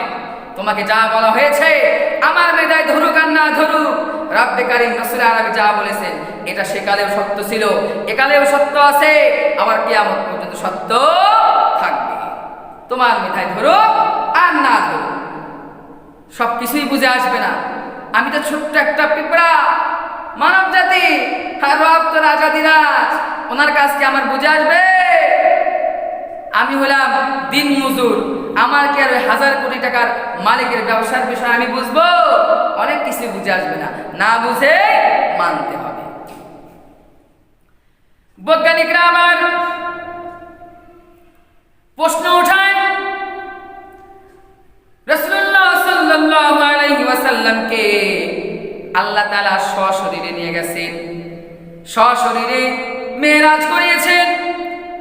এই যে রব্বে কারীম সশরীরে মেরাজ করালেন, আমরা তো জানি আকাশের মাঝে কিছু স্তর এমন আছে বড় বার বড়, ওখানে যাওয়ার পরে মানুষ সেকেন্ডের মধ্যে বরফ হয়ে যাবে। আবার এমন জায়গা আছে যেখানে গরম আর গরম, উত্তপ্ত গরম, অনেক মাইল দূরে থাকতেই এমন উত্তপ্ত জায়গা, অনেক দূরে থাকতেই মানুষ তার বডিটা, ওই যে উত্তপ্তের কারণে মানুষের বডিটা গলে যাবে। এমন এমন জায়গা আছে যেখানে অক্সিজেন পাওয়া যায় না, অক্সিজেন নাই। তাহলে রাসূল আরবি কিভাবে ঊর্ধ্বগমন করলেন? তবে এখন অনেকটা শিথিল হয়েছে, ওরাও তো অনেক দূরে যায়, মহাকাশে যায়, ওরা দাবি করে মহাকাশে যায়, ওই যে অনেক কিছু করে। এবার মনে করতেছে আমরা তো ক্ষুদ্রতম মানুষ, আমরা যদি এতটুকু পারি, রব্বে কারীম রাসূলকে সশরীরে ঊর্ধ্বগমন করাতে পারে। পারেননি যুবক? মনে হয়? হ্যাঁ, বিশ্বাস হয়, বিশ্বাস করতে হবে, না করলে ঈমান থাকবে না, ঈমান ধ্বংস হয়ে যাবে। আমি বলি, টিভির চ্যানেলে নাস্তিক মুরতাদদের আখড়া বসিয়ে ওরা তোমাকে বুঝাবে, ও যুবক, যুক্তি দিয়ে বুঝাবে রাসূলের মেয়েরাজ সত্য নয়, নাউযুবিল্লাহ, সত্য নয়, মিথ্যা, এটা সম্ভব নয়। ও যুবক, আমি তোমাকে বলি, যত শিক্ষিত হোক, যত বড় বুদ্ধিজীবী হোক না কেন, টিভির চ্যানেলে বসে ওরা প্রমাণ করতে চাইবে, নাস্তিক মুরতাদরা প্রমাণ করতে চাইবে রাসূল আরবির মেয়েরাজ সত্য নয়।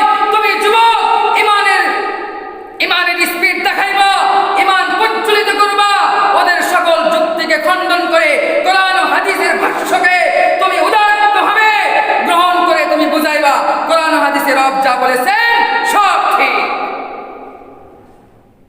এজন্য বলি যুবক, যুক্তি দিয়ে তুমি কিছু বুঝতে পারবা না, যুক্তির নাম মুক্তি নয়। রব্বে কারীম কুরআনুল কারীমে যা বলেছেন, রাসূল নবী হাদিসে পাকে যা বলেছেন, তুমি আমি মিথ্যা হতে পারি, বুদ্ধিজীবী মিথ্যা হতে পারে, এটা স্বাভাবিক।